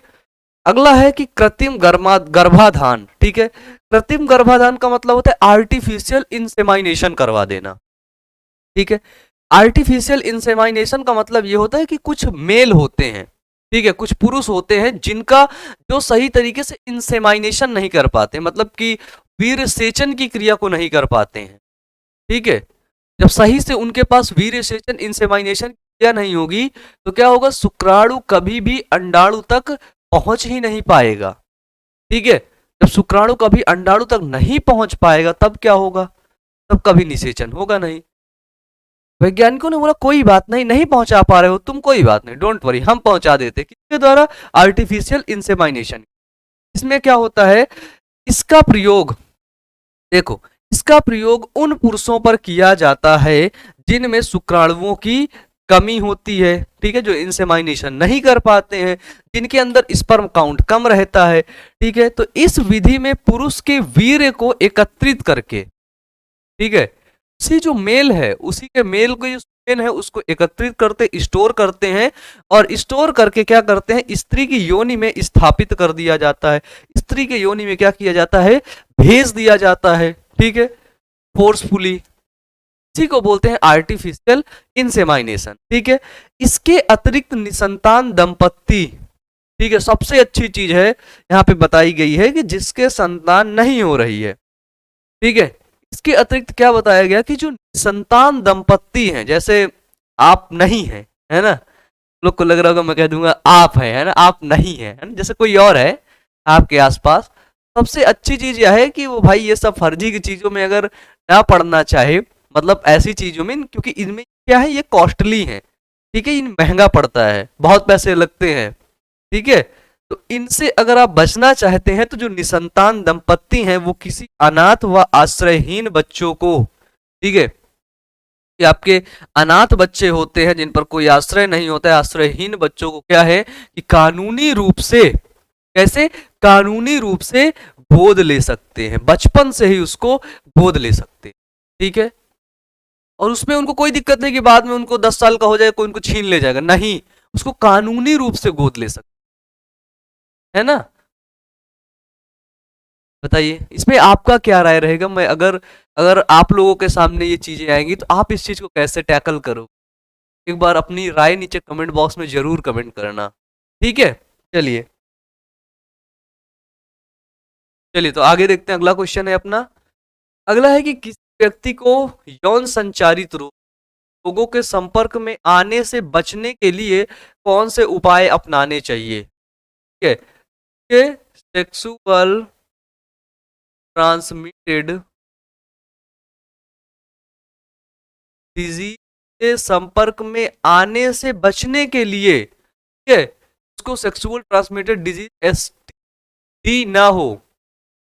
देखो इसको दो नाम से जानते हैं, ठीक है, तो एसटी ट्रांसमिटेड डिजीज और इसको एसटीआई ट्रांसमिटेड इन्फेक्शन के नाम से भी जानते हैं, ठीक है।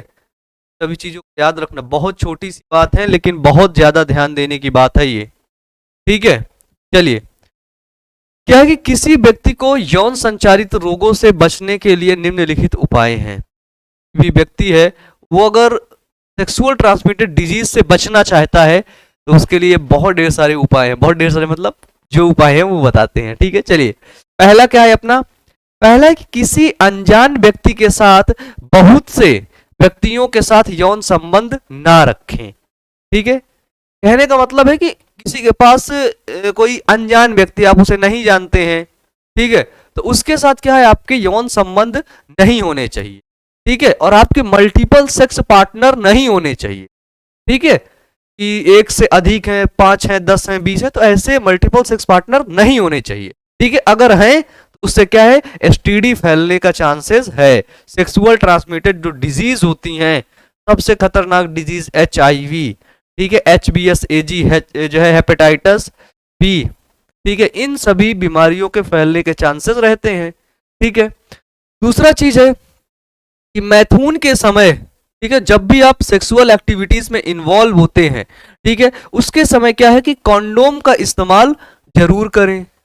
ठीक है, इससे क्या होता है, इससे आप सेक्सुअल ट्रांसमिटेड डिजीज से बच सकते हैं। ठीक है, नेक्स्ट है कि यदि कोई लक्षण आपको समझ में आ रहा है, ठीक है, कोई भी लक्षण समझ में आ रहा है कि यार है ना उस दिन के बाद से 5 दिन हो गए हैं और आज कुछ ऐसा कुछ फील हो रहा है, ठीक है, तब आपको क्या करना है, यदि कोई आशंका है तो तुरंत ही प्रारंभिक जांच के लिए किसी डॉक्टर से जाकर के मिलें और रोग का पता चले तो पूरा इलाज करवाएं। ठीक है, तुरंत आपको क्या करना है, जाकर के डॉक्टर से मिलना है। अगर आपको रोग का पता चल गया कि भैया ये रोग है, ठीक है, तो उसका तुरंत इलाज करवाइए। ठीक है, क्योंकि जो एसटीडी होती है, सेक्सुअल ट्रांसमिटेड डिजीज होती हैं, अगर उनको प्रारंभिक स्टेज में जान लिया गया, समझ लिया गया, क्योर कर लिया गया, तो वो मतलब उनको लगभग कुछ चांसेस होते हैं कि जो है मतलब वो कर सकते हैं, क्योर कर सकते हैं, बहुत कम चांसेस होते हैं प्रारंभिक स्टेज में भी। ठीक है, तो प्रारंभिक स्टेज में थोड़ा सा वो रहता है कि व्यक्ति को कुछ दिनों तक बचाया जा सकता है या फिर मेडिसिन वगैरह दे करके ट्रीटमेंट हो सकता है। लेकिन अगर वो लंबे समय के लिए हो गए तो फिर गया, खत्म, फिर कुछ नहीं होने वाला है, क्योंकि HIV का वायरस अगर एक बार बॉडी में एंटर कर गए तो फिर है ना। चलो आगे देखो, बंध्यता किसे कहते हैं, अपन लोग देखते हैं बंध्यता, है ना, कहते हैं ना कि तू बंध है। क्या होती है बंध्यता, उस चीज को समझते कि 2 वर्ष मिनिमम बताया जाता है, 2 वर्ष। ठीक है, जैसे तुम्हारी नहीं किसी और की शादी हुई, ये देखो, तो की शादी हुई और इनके शादी का 2 साल कंप्लीट हो गया, इन्होंने 2 साल की एनिवर्सरी मनाई कि हमारा 2 साल कंप्लीट हो गया। ठीक है, बड़े खुश हुए कि हम लोग 2 साल बिल्कुल तमीज से एक साथ रहे और अच्छा रहा सारी चीज। लेकिन इनके पास एक दुखी ये बात की है कि अभी तक इनके पास कोई ये नहीं आया है, फोटो नहीं आया। फोटो ना आने की वजह से ये दुखी भी हैं। नो डाउट इन्होंने एनिवर्सरी मनाई, खुश थे, लेकिन छोटू ना आने के कारण ये दुख भी थे कि यार अभी तक कुछ हुआ नहीं। ऐसे दंपत्ति को क्या बोलते हैं, बंध्य बोलते हैं। ठीक है, बंध्य मतलब क्या होता है कि 2 वर्षों तक मुक्त या असुरक्षित सहवास के दौरान, ठीक है, असुरक्षित सेक्सुअल एक्टिविटीज के दौरान, ठीक है, मतलब विदाउट कॉन्डोम, ठीक है, या फिर विदाउट आपके मतलब कोई भी चीजें आप नहीं इस्तेमाल कर रहे हैं, कह रहे हैं ना असुरक्षित, ठीक है, उसके बावजूद भी गर्भाधान ना होना, ठीक है, गर्भधारण ना कर पाए, उस स्थिति को कहते हैं बंध्यता। ठीक है, और यह स्त्री और पुरुष दोनों में से किसी को भी असामान्यताओं और दोषों के कारण होती है। ठीक है, अगर बच्चा नहीं पैदा हो रहा है, ठीक है, अगर गर्भधारण नहीं हो रहा है, तो इसमें ऐसा नहीं है कि सिर्फ स्त्री का ही दोष है। ठीक है, इसमें ऐसा नहीं है कि सिर्फ महिला का ही दोष है। इसमें ऐसा भी हो सकता है कि जो चाचा जी हैं, जो पुरुष हैं, फिर शुक्राणुओं की कमी हो, उनके शुक्राणु खराब हो, शुक्राणु बन ना रहे हो, या कुछ और दिक्कत हो सकती है। और सेकंड चीज, स्त्री में क्या पता अंडाणु ना बन रहे हो, ये सारी चीजें भी हो सकती है। यानी कि दोनों में कमियां हो सकती हैं। ठीक है, दोनों में कमियां हो सकती हैं, समझ रहे हो, दोनों में कमियां हो सकती हैं। हम किसी एक को नहीं कह देंगे कि भाई लड़की में कमी है, बच्चा नहीं पैदा हो रहा है, तो ये जो महिला है इसी में फीमेल में कमी है, एक काम करो, ये जो चाचा है अपने बबलू चाचा, इनकी शादी कहीं और करवा दो, ठीक है, कोई और ले आओ, ठीक है। ये भी आ गई, 3 हो गए ये सब लोग मिलके, लेकिन फिर भी छोटू नहीं आया। ऐसे करके 5-10 कर लिए। ऐसे पहले होता था, है ना, अभी नहीं होता। बात दूसरी, क्योंकि अभी क्या है, अभी अपन लोग को पता चल गया है कि भाई एक काम करो, ये बबलू ज्यादा उछल रहा है ना, एक काम करो पहले इसका टेस्ट करवाओ ले जाके लैब में। अब इसको उठा लेके गए लैब में टेस्ट करवाने के लिए, पता चला स्पर्म ही नहीं बन रहा था। डॉक्टर 2 घंटा मार के इसको भेजा। बदतमीज, शादी करने चला है अभी को, है तेरे को स्पर्म ही नहीं बन रहा है, कितनी शादियां करेगा, कुछ भी नहीं होगा। तो बेचारा मुंह लटका के आया, डॉक्टर से पूछा कि अब बताइए क्या होगा आगे। तो डॉक्टर ने दवा लिखा, बताया कि देखो ऐसे ऐसे करो, हो जाएगा, है ना, इस तरह करके। आज की डेट में पता चल गया, लेकिन पहले क्या था, पहले इतनी जानकारी नहीं थी, पहले लोग इतना पढ़े लिखे नहीं थे। क्या होता था कि इस बबलू बेचारे को बिल्कुल सब, है ना, इसकी शादियां पे शादियां करवा देते थे, ठीक है। और फिर भी नहीं हुआ तो तब भी दोस्त बबलू को नहीं देते कि इस पर दिक्कत है, ठीक है। क्योंकि हमेशा से ये समझ लो, इतिहास से ही, मतलब पुरुषों को, मेल को क्या किया गया है, हमेशा से एक मतलब बड़े ओहदे पर रखा गया है कि भाई बहुत शक्तिशाली है, बहुत पावरफुल है, वगैरह वगैरह, ये सारी चीजें, है ना, बहुत मजबूत है ना। जैसे सुनाया जाता है उसमें कि मर्द को कभी दर्द नहीं होता, है ना, ऐसे करके ये सारी चीजें। लेकिन ये सारी चीजें झूठ हैं, एकदम झूठ है, सच्चाई है, ठीक है, एकदम झूठ है ना। सबसे शक्तिशाली वो फीमेल्स होती है, वो महिलाएं होती हैं जिनको दबाया गया, जिनको बताया गया कि तुम कमजोर हो, बचपन से उनको बिल्कुल, है ना, वो कर दिया जाता है। और वैसा माइंड मेकअप रहता है तो वैसे ही बच्चे फिर मस्त रहते हैं, वैसे ही लड़कियों को लगता है कि यार सच में हम कमजोर हैं, सामने वाला बहुत तेज है ना। ऐसा बिल्कुल भी नहीं है। अगर आप लोग ओशो को सुनते हो, ठीक है, रजनीश, कई बच्चे सुनते हैं, एक बार जब मैं वीडियो में बोला था तो आप लोगों ने बताया था, ठीक है। अगर आप ओशो को गहराई से सुनेंगे तब वो उसमें कई चीजें ऐसी बताते हैं, ठीक है। जैसे उन्होंने बताया कि प्रकृति में जब 100 लड़कियां पैदा होती हैं, लड़कियां फीमेल, तो जो लड़के पैदा होते हैं वो पैदा होते हैं 116 लड़के, है ना, 116 लड़के पैदा होते हैं। तो क्यों, तुम बोलोगे भैया ये 16 लड़के शादी किससे करेंगे, अब 16 तो ज्यादा हो गए। हाँ भाई ठीक है, प्रकृति को पता है कि ये लड़का है मर जाएगा, प्रकृति को पता है कि जब बड़े होते होते ये लड़का क्या करेगा, मर जाएगा, 16 मर जाएंगे, है ना, लगभग में 100 बचेंगे, रेशियो बैलेंस रहेगा, बराबर रहे, हाँ। क्योंकि प्रकृति, सोचो नेचर को भी यकीन है कि जो लड़कियां है ना वो उनको 100 ही देता है बस, है ना, समझ रहे हो, ये सारी चीजें चलती हैं। चलो फिर आगे है अपना क्वेश्चन। चलिए, अपना क्वेश्चन, निम्नलिखित वाक्य सही है या गलत है, आपको व्याख्या करनी है। आपको बताना है कि ये जो दिए गए वाक्य हैं ये आपके सही हैं या फिर क्या हैं, गलत हैं, ठीक है। जैसे पहला है कि गर्भपात स्वतः भी हो सकता है, बताइए, इसको आपको बताना है, अगर आप बताएं तो, बाकी मैं तो बता ही दूंगा, ठीक है। गर्भपात स्वतः हो सकता है,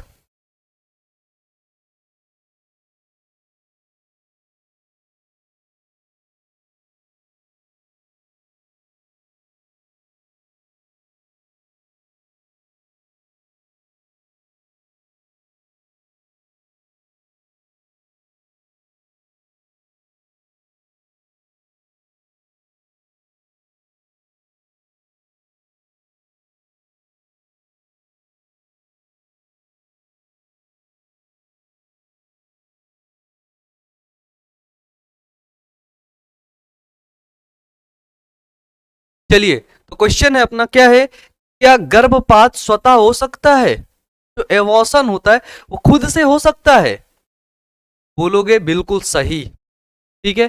गर्भपात जो होता है, एवॉर्शन होता है, वो खुद से भी हो सकता है कभी कभी, ठीक है। एंडोमेट्रियम की दीवार अगर सही नहीं हुई, भ्रूण वहां पर टीका नहीं, चिपका नहीं, तो एवॉर्शन हो जाएगा, गर्भपात हो जाएगा, है ना। चलिए दूसरा क्वेश्चन है अपने पास कि बंध्यता को, ठीक है, बद्धता को जीवन क्षम संतति ना पैदा कर पाने की अयोग्यता के रूप में परिभाषित किया गया है और यह सदैव स्त्री की असामान्यताओं और दोषों के कारण होता है।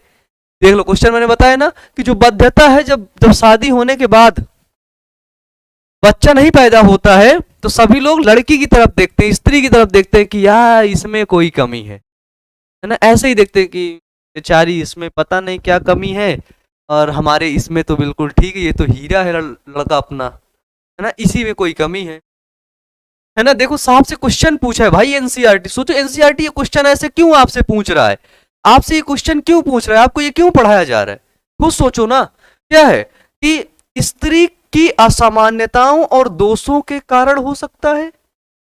बंध्यता है, बच्चे ना पैदा कर पाना, क्या सिर्फ स्त्री के ही असामान्यताओं के द्वारा होता है? मेल का कोई हाथ नहीं होता, मेल हमेशा बच्चा पैदा कर देता है, क्या ऐसा होता है? आप बोलेंगे बिल्कुल गलत। क्या होगा? ये गलत है। नर और मादा दोनों में हो सकता है ये, ठीक है। स्त्री में भी असामान्यताएं और दोष हो सकते हैं और पुरुष में भी असामान्यताएं और दोष हो सकती। अगला क्वेश्चन है अपना कि एक प्राकृतिक गर्भ निरोधक उपाय, समझना, एक प्राकृतिक गर्भ निरोधक उपाय के रूप में शिशु को पूर्ण रूप से स्तनपान कराना सहायक होता है। क्वेश्चन समझना, प्राकृतिक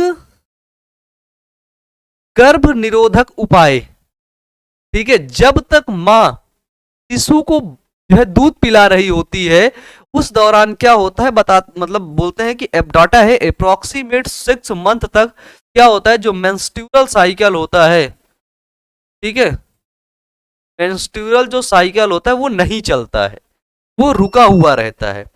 और जब मेंस्ट्रुअल साइकिल रुका हुआ रहता है तो क्या होगा, वो गर्भधारण उसको होगा ही नहीं। ये क्या है आपका? ये प्राकृतिक गर्भ निरोधक उपाय है। क्या है? ये आपका प्राकृतिक गर्भ निरोधक उपाय है। उपाय के रूप में शिशु को पूर्ण रूप से स्तनपान कराना सहायक है। बिल्कुल सही, सहायक है या नहीं बताइए? सही, सही है ना। चलो लास्ट क्वेश्चन देखो, लास्ट है कि लोगों में जनन स्वास्थ्य के सुधार हेतु, लोगों में क्या बताया गया, जनन स्वास्थ्य के सुधार हेतु यौन संबंधित पहलुओं के बारे में, ये किसके बारे में? यौन संबंधित पहलुओं के बारे में जागरूकता पैदा करना एक प्रभावी उपाय है। मतलब क्या ये एक प्रभावी उपाय है? क्या ये सही है? तो भाई साहब ये बिल्कुल सही, ठीक है, ये एकदम से सही है। एकदम से सही होता है ना, कुछ भी नहीं, मतलब एकदम से सही है, ये यही सही है, होता है ना, ये बिल्कुल से सही, ठीक है। चलिए क्लियर है सभी को? बताइए। चलो अपन लोग क्या करते हैं, अब नेक्स्ट क्वेश्चन की तरफ बढ़ते हैं, आगे बढ़ते हैं और आगे क्वेश्चंस को देखते हैं। क्वेश्चन है कि निम्न कथनों को सही कीजिए। पहला है, गर्भ निरोध के शल्य क्रियात्मक उपाय युग्मक बनने को रोकता है। गर्भ निरोधक के, देखना, गर्भ निरोध के शल्य क्रियात्मक उपाय युग्मक बनने से रोकता है।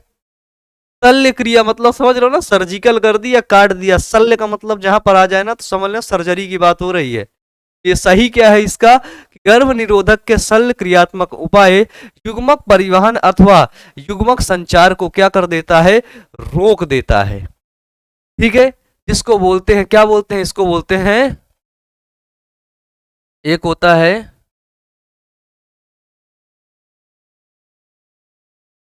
वैसेक्टॉमी और दूसरा होता है ट्यूबेक्टॉमी, ठीक है। वैसेक्टॉमी और ट्यूबेक्टॉमी। वैसेक्टॉमी किसमें होता है? ये होता है आपका नर में, मेल में, ठीक है। किसमें होता है ये होता है नर में। और वैसेक्टॉमी किसमें होता है? ये होता है आपका मादा में, ठीक है। तो दूसरा है कि सभी प्रकार के यौन संचारित रोग पूरी तरह से उपचार योग्य है। सही करो इसको। क्या सभी प्रकार के सेक्सुअल ट्रांसमिटेड डिजीज उपचार योग्य है, को क्योर किया जा सकता है? उत्तर है जेनाइटल हर्पीस, HIV संक्रमण, यकृत शोध बी, जो है यकृत शोध बी, हेपेटाइटिस बी के अतिरिक्त शेष सभी प्रकार के यौन संचारित रोग पूरी तरह से उपचार के योग्य है, ठीक है, यदि इन्हें समय पर पहचान कर इलाज कराया जाए तो। और जो बीमारियां हैं वो उपचार योग्य हैं यदि पहचान कर समय से इलाज करवाया जाए तो।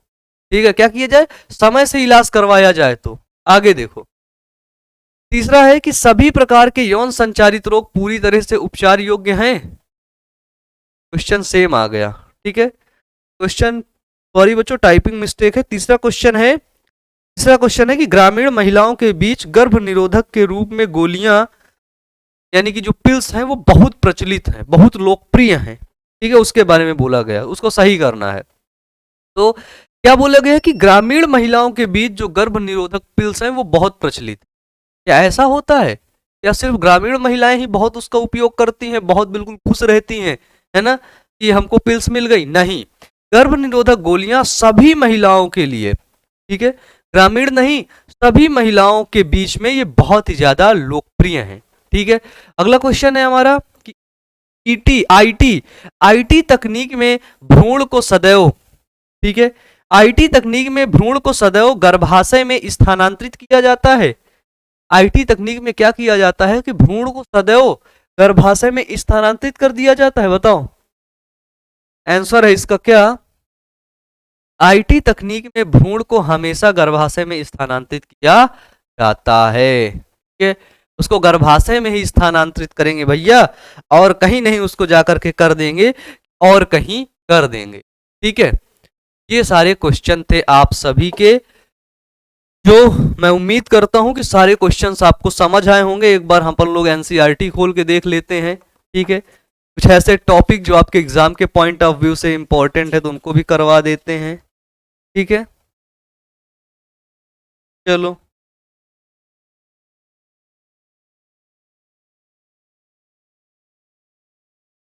देखो हाँ, एक चीज यहाँ पे हमको एक चीज आपको ये समझाना है, क्या है कि जो आपका वैसेक्टॉमी होता है, ठीक है, वैसेक्टॉमी, इसको बोलते हैं नर नसबंदी। क्या बोलते हैं? पुरुष नसबंदी। नसबंदी का मतलब क्या होता है? नस को काट के बांध देते हैं। ठीक है, तो क्या बोलते हैं? उसको बोलते हैं वैसेक्टॉमी। ठीक है, पुरुष नसबंदी को बोलते हैं, क्या बोलते हैं? वैसेक्टॉमी। ठीक है, वैसेक्टॉमी इसको बोलते हैं शुक्र वाहिका उच्छेदन। क्या बोलते हैं? शुक्र वाहिका छेदन। ठीक है, देखो, तो ये टेस्टिस होता है, टेस्टिस से क्या होता है? शुक्राणुओं को ले जाने वाली कौन सी नली होती है? बताओ, शुक्राणुओं को ले जाने वाली कौन सी नली होती है? आप बोलोगे भैया वो होती है वाहक। क्या होता है बताओ? बोलो ना, तुम भी तो बोलो, शुक्रवाहक होता है ना, तो वाहक, है ना, वॉस डिफरेंस।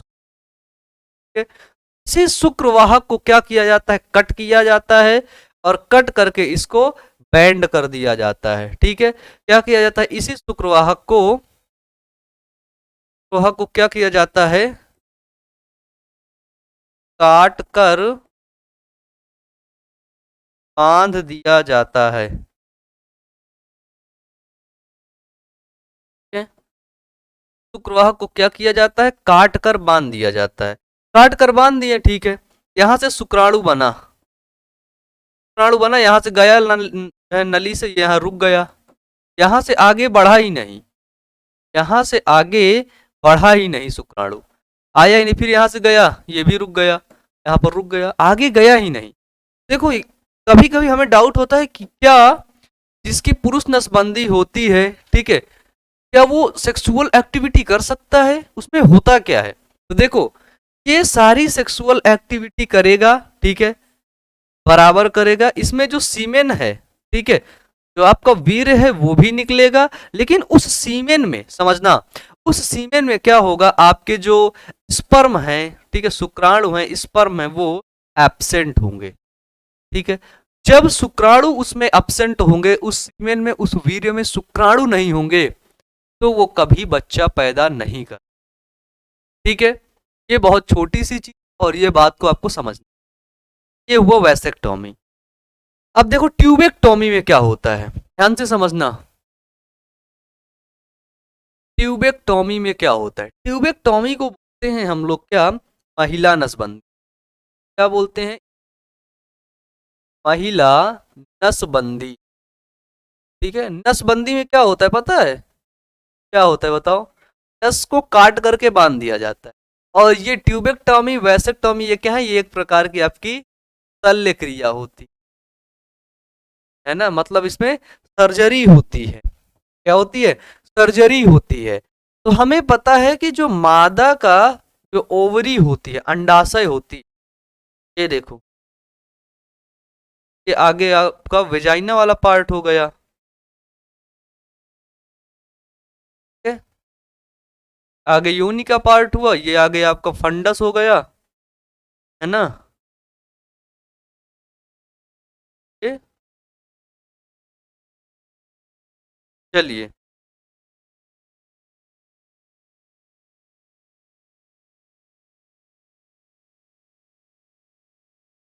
ये जो एक नंबर है ये क्या है, ये ये आपका अंडाशय है ना, ओवरी है। और ये भी आपकी क्या है, दूसरी अंडाशय है, अंडाशय को बोलते हैं ना। और एक चीज और याद रखना कि इसके जो पीछे है क्या है, ये दोनों इनको बोलते हैं टेस्टिस। क्या बोलते हैं, हिंदी में बोलते हैं वृषण, है ना। वृषण जो होते हैं, टेस्टिस होते हैं, कभी छू के देखना, वो नीचे क्या होते हैं, एक पाउज नुमा थैली में लटके हुए होते हैं, है ना। एक पाउज लाइक थैली में क्या होते हैं, वो लटके हुए होते हैं दोनों, ठीक है। और उस थैली को बोलते हैं, क्या बोलते हैं, थैली को बोलते हैं वृषण कोश, है ना, वृषण कोश, स्पूटम, ठीक है। मतलब देख सकते हो, है ना। और वो देखने लायक, मतलब देखने को है भी भाई, क्या दिक्कत है यार उसमें देखने का, मतलब क्या दिक्कत है बताओ, हाँ। और इसको देखो, पाउच नुमा थैली में होता है, उसके बीच में एक लाइन होती है, उस लाइन को बोलते हैं रैफे, ठीक है। और देखो वो कभी कभी क्या होता है, ठंडियों के दिनों में वो थैली जो होती है वो स्ट्रेचेबल होती है, ठंडियों के दिनों में वो शरीर के पास बिल्कुल जुड़ जाती है, शरीर से हीट लेती है, ऊर्जा लेती है। और गर्मी के दिनों में वो नीचे की तरफ लटक जाती है, टेस्टिस को शरीर से दूर भगा देती है, ठीक है, क्योंकि उसको ज्यादा ताप नहीं चाहिए होता, बॉडी के टेम्परेचर से 2 डिग्री कम टेम्परेचर स्क्रूटम को चाहिए होता है, किसके लिए, स्पर्म के प्रोडक्शन के लिए। स्पर्म को अगर ज्यादा ताप मिल गया, ज्यादा हीट मिल गई, तो क्या हो गया, वो खराब हो जाएगी, ठीक है। चलिए, ये हो गया भाई। जो ट्यूबेक्टोमी होती है, महिलाओं के अंदर नसबंदी होती है, उसको क्या बोलते हैं, तो बोलते हैं ट्यूबेक्टोमी, ठीक है। महिलाओं के अंदर होने वाली नसबंदी को बोलते हैं ट्यूबेक्टोमी। इसको हिंदी में बोलते हैं डिंब वाहिनी नली उच्छेदन। क्या बोलते हैं, तो बोलते हैं डिंब वाहिनी नली दन। देखो होता क्या है, ये आपकी क्या है, ये आपकी फैलोपियन ट्यूब, ठीक है। क्या है, ये आपकी फैलोपियन ट्यूब है। फैलोपियन ट्यूब क्या है, यानी कि फैलोपियन नलिका। देखो इसको कितने नाम है ना, तो फैलोपियन ट्यूब, हाँ, नलिका का नाम है डिंब वाहिनी। क्या है, डिंब वाहिनी।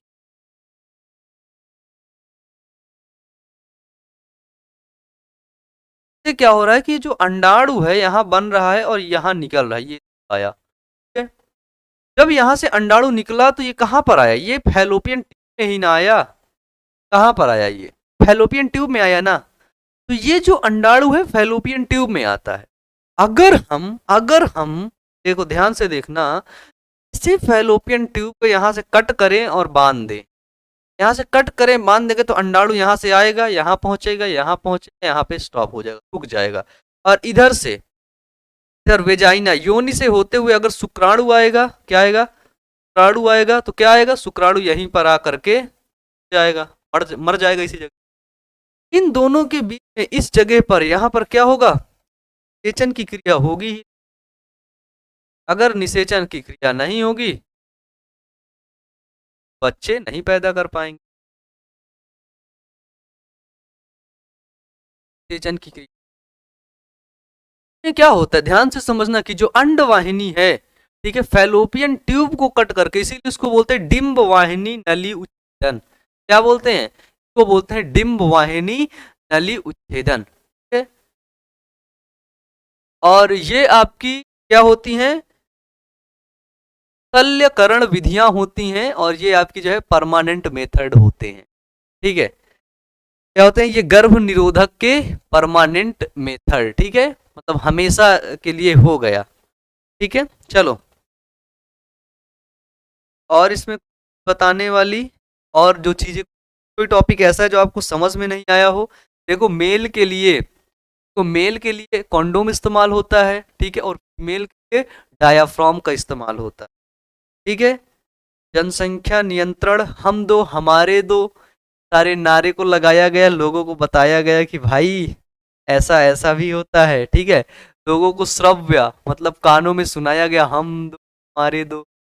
सरकारी सरकारी जगहें होती वहां पर लिखवाया गया, है ना। और एक चीज अगर आपसे क्वेश्चन पूछे कि बताओ परिवार नियोजन यानी कि परिवार नियोजन के कार्यक्रम की शुरुआत कब हुई थी, तो परिवार नियोजन के कार्यक्रम की शुरुआत हुई थी 1951 में, ठीक है। 1951 में क्या हुआ था, परिवार के कार्यक्रम की शुरुआत हुई थी। तो जो भारत के आजाद होने के कुछ साल के बाद ही यहाँ जनसंख्या इतनी तेजी से बढ़ी, इतनी तेजी से बढ़ी, गवर्नमेंट को, सरकार को क्या करना पड़ा, परिवार नियोजन ये सारी चीजों के, इन सारी चीजों के बारे में लोगों को अवेयर करना पड़ा, लोगों को बताना पड़ा, ठीक है। और यही परिवार नियोजन अब परिवार कल्याण के नाम से जाना जाता है, ठीक है। अब किसके नाम से जाना जाता है, तो अब वो जाना जाता है परिवार कल्याण के नाम से, ठीक है। तो चलिए, मुझे लगता है कि आज की क्लास को हम लोग यहीं पर एंड करेंगे। सारे क्वेश्चंस आपके कंप्लीट हो गए हैं और बहुत अच्छा लगा मेरे को पढ़ा करके। मुझे पूरा उम्मीद है कि आप सभी लोगों को सच में बहुत अच्छा लगा होगा पढ़ करके। तो जल्दी से सभी लोग वीडियो को लाइक कर दीजिएगा और अपने सभी प्यारे प्यारे से दोस्तों के पास शेयर कर दीजिएगा, ठीक, सारे दोस्तों के पास शेयर कर दीजिएगा। मिलते हैं हम लोग नेक्स्ट वीडियो में। Wish you all the best, thank you. तो हेलो जी, नमस्कार, क्या हाल चाल और कैसे हैं आप सभी लोग। मुझे उम्मीद है कि आप सभी लोग बहुत अच्छे होंगे और बेहतर तरीके से पढ़ रहे होंगे। मेरा नाम बायो अमन है और आप सभी लोगों का स्वागत है आज के इस शानदार वीडियो में और बायो अमन पॉइंट में। तो आज हम लोग पढ़ने वाले हैं आपका सबसे महत्वपूर्ण प्रश्न, और लगभग एग्जाम में आपके पूछा ही जाता है, वो है सेक्स डिटर्मिनेशन, ठीक है। क्या है, सेक्स डिटर्मिनेशन, ठीक है। इसको अपन लोग हिंदी में बोलते हैं क्या, इसको बोलते हैं लिंग निर्धारण, ठीक है। यानी कि लिंग निर्धारण की क्रिया कैसे होती है, ठीक है, लिंग निर्धारण की क्रिया। तो बेसिकली आज हम लोग देखने वाले हैं मनुष्यों में लिंग निर्धारण, मनुष्यों यानी कि ह्यूमंस में। और यदि आप सिक्स्थ डिटर्मिनेशन के हमारे और भी वीडियोस को देखना चाहते हैं तो उन वीडियोस को देखने के लिए आपको YouTube के सर्च बॉक्स पर सर्च करना होगा, क्या, कीट पर लिंग निर्धारण, कीटों पर लिंग निर्धारण, ठीक है, मधुमक्खी पर लिंग निर्धारण, मधुमक्खी पर लिंग निर्धारण। ऐसे करके आपको वीडियो मिलेगा नहीं, लेकिन उसके लिए एक काम और करना पड़ेगा। उसके लिए आपको ये सभी करने के बाद आपको लिखना होगा बायो अमन, ठीक है। बस वेट करिएगा, है ना। क्या करना होगा, इसके लास्ट में आपको लिखना होगा बायो अमन। जब ये बायो अमन लिखोगे तभी तो मेरा वीडियो आपको मिलेगा, है ना, तभी तो मिलेगा ना, ऐसे तो मिलेगा नहीं। ह्यूमंस पर लिंग निर्धारण, सेक्स डिटर्मिनेशन, गुणसूत्र क्या होते हैं, मतलब कोई भी टॉपिक जब आप सर्च करोगे डीएनए के बारे में आपको पढ़ना है तो आप सीधे सर्च करोगे क्या, डीएनए बाई बायो अमन, ठीक है।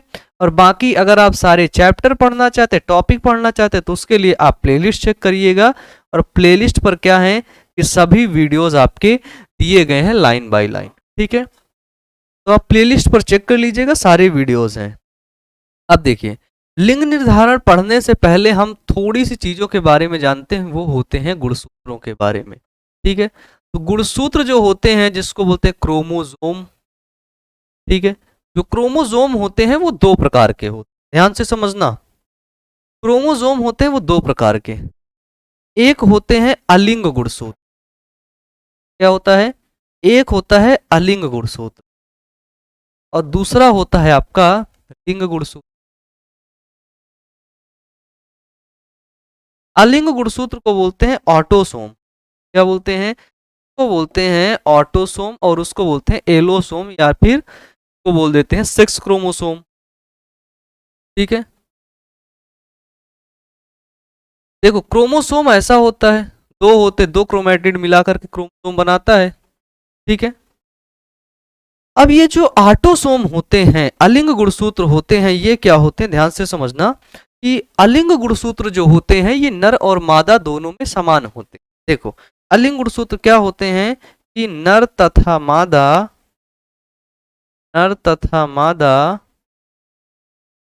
दोनों में समान होते, ठीक है। यानी कि अगर ऑटोसोम की बात की जाए, यदि आप लड़की हैं या मैं फिर लड़का हूं या फिर कोई और लड़की लड़का है, तो उन दोनों में जो ऑटोसोम है वो समान है, अलिंग गुणसूत्र। हमको पता है कि हमारे शरीर में 46 गुणसूत्र पाए जाते हैं, कोशिकाओं में 46 क्रोमोसोम पाए जाते हैं। अगर जोड़े में देखें 23 जोड़े पाए जाते हैं, ठीक है। गुणसूत्र क्या होते हैं, 23 जोड़े, और 22 जोड़े उसमें से अलिंग गुणसूत्र होते हैं, ठीक है। 22 जोड़े क्या होते हैं, अलिंग गुणसूत्र होते हैं। और जो बचा अपना एक जोड़ा होता है अपना लिंग गुणसूत्र, ठीक है। एक जोड़ा क्या होता है, लिंग गुणसूत्र। अब ये एक जोड़ा जो गुणसूत्र है ये नर और मादा दोनों में क्या होते हैं, अलग अलग होता है, ठीक है। ये मेल में अलग होता है सेक्स क्रोमोसोम, और आपका फीमेल में क्या होता है, अलग होता है, ठीक है। अब देखो कि मेल में क्या होता है, ध्यान से समझना, मेल में क्या होता है, नर में क्या होता है। नर में होता है, ये गुणसूत्र जोड़े में होते हैं, ठीक है। तो नर में होता है एक एक्स और एक वाई, नर के क्रोमोसोम क्या हुए, एक्स और वाई। और मादा के क्या होते हैं, मादा का होता है आपका एक्स और एक्स, ठीक है। तो मादा के गुणसूत्र होते हैं एक्स और एक्स। 22 जोड़े ये वाले देखो, 22 के बाद एक गिनो, ये हुआ 23, ये 24। अगर इस पूरे को आप जोड़ा मान लोगे तो एक जोड़ा ये, तो 22 और एक जोड़ा ये 23 जोड़े हो गए, ठीक है। तो ये जो सेक्स क्रोमोसोम होते हैं, एलोसोम होते हैं, ये नर और मादा दोनों में अलग अलग होते हैं। तो हमने यहां पर क्या समझ लिया, हमने यहां पर समझा कि जो नर होता है यानी कि मेल होता है, उसमें जो क्रोमोसोम होते हैं कौन कौन से, एक्स और वाई। और ये जो एक्स वाई क्रोमोसोम हैं इनको अपन लोगों ने जाना किसके नाम से, लिंग गुणसूत्र के नाम से, ठीक है।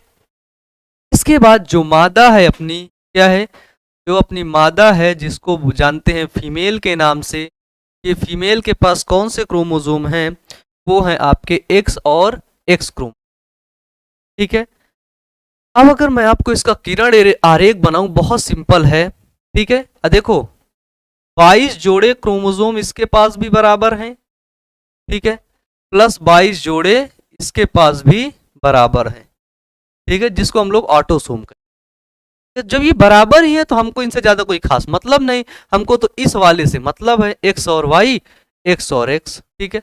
जब हम इनका क्या करेंगे, इनको अलग अलग करेंगे, युग्मक बनाएंगे, क्या बनाएंगे, युग्मक बनाएंगे, गैमीट बनाएंगे। और हमें एक चीज और पता है कि युग्मकों में क्या होती है, गुणसूत्रों की संख्या आधी होती है, यानी कि जो युग्मक होते हैं वो हमारे अगुणित होते हैं, ठीक है। अगुणित से मतलब समझ रहे हो ना, ये कैसे होते हैं, ये आपके हैप्लॉइड होते हैं, कैसे होते हैं ये होते हैं हमारे हैप्लॉइड। युग्मक बना, एक यक्ष यहाँ पर आया, वाई यहाँ पर आया, ठीक है। इधर देखो, यक्ष यहाँ पर आया, यक्ष यहाँ पर आया, ये जो दोनों हैं ये क्या है, ये है युग्मक। और युग्मक कैसे होते हैं, युग्मक होते हैं आपके हेप्लॉइड। अब देखो किरण आरेख कैसे खींचना है, इस यक्ष से इन दोनों को मिलाना है, मिला दो, क्या आया, एक्स और एक्स। फिर इस यक्ष से क्या करो, तो मिला दो, क्या आया, एक्स और एक्स, ठीक है। ये वाई नाम का जो शुक्राणु है, मिला दो इस, ये आपने मिलाया क्या, एक्स और वाई। फिर इससे मिला दो, क्या आया, एक्स और वाई, ठीक है।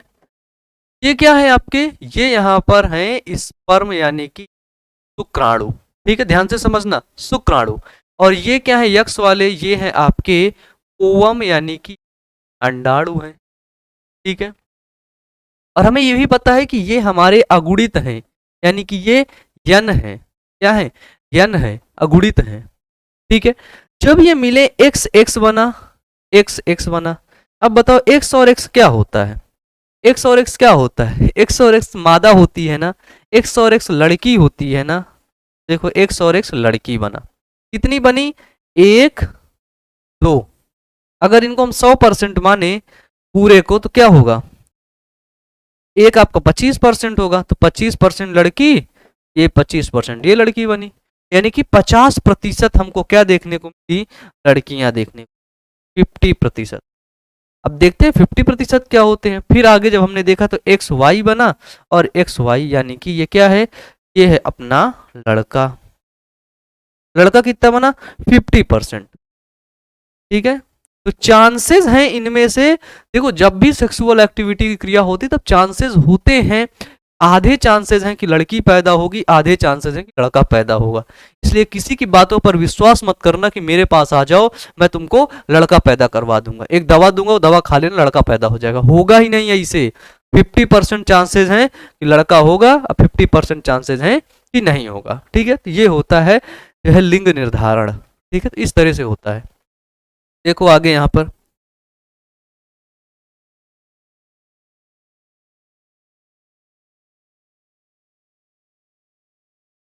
क्लास कितने बजे से है आपकी, सब क्लोज है, वाओ। चलिए यहाँ पर हम लोग क्या देखते हैं कि मानव में लिंग निर्धारण, ठीक है, सेक्स डिटर्मिनेशन इन ह्यूमंस, ठीक है, मनुष्यों में लिंग निर्धारण को देखते हैं। क्या है कि मानव में कुल 23 जोड़े क्रोमोसोम होते हैं, अभी मैंने आपको बताया, ठीक है, 23 जोड़े क्रोमोसोम होते हैं। इनमें से 22 जोड़े क्या होते हैं, नर और मादा में बिल्कुल एक जैसे होते हैं, इन्हें अलिंग क्रोमोसोम कहते हैं, ठीक है। 23 जोड़े क्रोमोसोम में 22 जोड़े क्रोमोसोम क्या होते हैं, नर और मादा दोनों में समान होते हैं, और इनको क्या कहते हैं, इनको अलिंग क्रोमोसोम कहते हैं, ठीक है। मादा में एक्स क्रोमोसोम का एक जोड़ा भी होता है, और नर में एक्स क्रोमोसोम का अतिरिक्त एक वाई क्रोमोसोम का जोड़ा होता है। यानी कि मादा में एक्स एक्स होता है, और नर में क्या होता है, एक्स के साथ साथ एक वाई का जोड़ा होता है, ठीक है। तो नर लक्षण का निर्धारक करता है। नर में शुक्र जनन के समय 2 प्रकार के युग्मक बनते हैं, और कुल उत्पन्न शुक्राणुओं की संख्या में से 50%, देखो 50% एक्स युक्त होते हैं, एक्स वाले शुक्राणु, और शेष 50% होते हैं वाई वाले शुक्राणु, ठीक है। 50% एक्स वाले शुक्राणु होते हैं, और 50% होते हैं आपके कौन से, वाई वाले शुक्राणु, ठीक है। अब देखो इनके साथ अलिंग क्रोमोसोम तो होते ही हैं, ये है, लेकिन इनके साथ ऑटोसोम तो है ही है, ठीक है। मादा में केवल एक ही प्रकार के अंडाणु बनते हैं, जिनमें होते हैं एक्स क्रोमोसोम। मादा में क्या है कि एक ही समान प्रकार का अंडाणु है, सिर्फ एक्स क्रोमोसोम। उसको अगर एक्स के साथ एक्स मिला, एक्स वाला शुक्राणु आकर के उसके साथ लड़ा, तो वो एक्स एक्स लड़की बना देगी, और अगर वाई वाला शुक्राणु आकर के लड़ा तो एक्स वाई लड़का बना देगा, ठीक है। यदि अंडाणु का निषेचन एक्स धारी शुक्राणु से हो गया तो युग्मनज मादा यानी कि XX में परिवर्धित हो जाएगी। यदि इसके विपरीत वाई क्रोमोसोम धारी शुक्राणु से निषेचन होने पर नर संतान जन्म लेती है, ठीक है। ये होता है मनुष्यों में लिंग निर्धारण, ठीक है। और मुझे उम्मीद है कि इस टॉपिक को आप लोग बेहतर तरीके से समझ पाए हैं। यहां पर देखिए ये इमेज आपका ब्लर कर रहा है, यहां पर ये है आपका स्पर्म, ठीक है, ये क्या है, ये है आपका स्पर्म। मैंने बताया स्पर्म दो तरीके का बनता है, एक यक्ष वाला और एक क्या होता है आपका, एक होता है वाई वाला। लेकिन जो अंडाणु होता है, जो ओवम होता है, वो सेम बनता है, कौन सा, एक्स वाला ही। ठीक है, तो अगर ये एक्स वाला अंडाणु इस एक्स वाले शुक्राणु जो है, एक्स वाला जो शुक्राणु है, स्पर्म है, एक्स वाले अंडाणु से मिलेगा तो एक्स एक्स यानी कि क्या बनाएगा, लड़की बनाएगा। ठीक है, और अगर यही वाई वाला शुक्राणु क्या बनेगा, एक्स वाले अंडाणु से मिलेगा तो क्या बनाएगा, एक्स और वाई यानी कि लड़का बनाएगा। ठीक है, क्योंकि जो मादा है, क्योंकि जो अपनी फीमेल है, में जो फीमेल गैमीट बन रहा है, ठीक है, ठीक है, जो फीमेल गैमीट है वो है क्या, ओवम। ठीक है, ओवम क्या है, समान प्रकार के हैं, यानी कि ये सिर्फ और सिर्फ एक्स ही है, समान प्रकार का। लेकिन मेल के अंदर की ये जो गैमीट है, ये दो बन रहे हैं, पहला एक्स, पहला क्या बन रहा है, एक्स, और दूसरा क्या बन रहा है, दूसरा बन रहा है वाई। ठीक है, पहला एक्स बन रहा है, दूसरा आपका वाई बन रहा है। ठीक है, बताओ यहां तक क्लियर है, समझ में आया ना। सच में ये टॉपिक्स बहुत सिंपल है, बहुत सिंपल, इतने सिंपल जिसकी कोई हद नहीं। आगे देखो, ये 22 2a का मतलब होता है यहाँ पर ऑटोसोम को भी ऐड करके बताया गया है। ठीक है, ये देखो लिंग निर्धारण कैसे होता है, नर में एक्स और वाई होते हैं, मादा में एक्स और एक्स होते हैं। ये एक्स एक्स बनी मादा भ्रूण बनी, एक्स एक्स बनी क्या बनी, मादा भ्रूण बनी, एक्स वाई नर भ्रूण, एक्स वाई नर भ्रूण। ठीक है, ये ग्राफ आपको सीखना होगा, जब आप कई बार इसकी प्रैक्टिस करेंगे तो आप ग्राफ को बेहतर तरीके से सीख जाएंगे।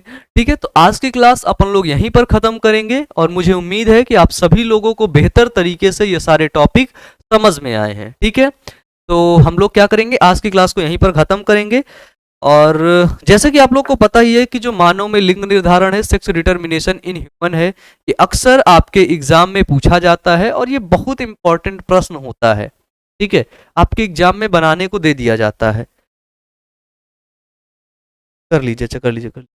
ठीक है, देखो जैसे मनुष्यों में लिंग निर्धारण, सेक्स डिटर्मिनेशन इन ह्यूमन, ठीक है, कीटों में लिंग निर्धारण, ये सारे टॉपिक पूछे जाते हैं। आपको वही फंडा बताया हूं, नियम है कि टॉपिक का सबसे पहले आपको क्या लगाना है, टॉपिक के नाम लिखना है, और टॉपिक के नाम के साथ आपको एक चीज और ऐड करना है, और वो चीज क्या है, वो है आपकी वायु अमन। ठीक है, तो वहां पर स्पेशली मेरा वीडियो आप लोग को मिल जाएगा। ठीक है, तो उससे आप लोग अच्छे से देखना, अच्छे से पढ़ना, मेहनत करना, लगातार पढ़ते रहना। ठीक है, तो आज की क्लास अपन लोग यहीं पर खत्म करेंगे, मिलते हैं नेक्स्ट क्लास में। Wish you all the best, thank you.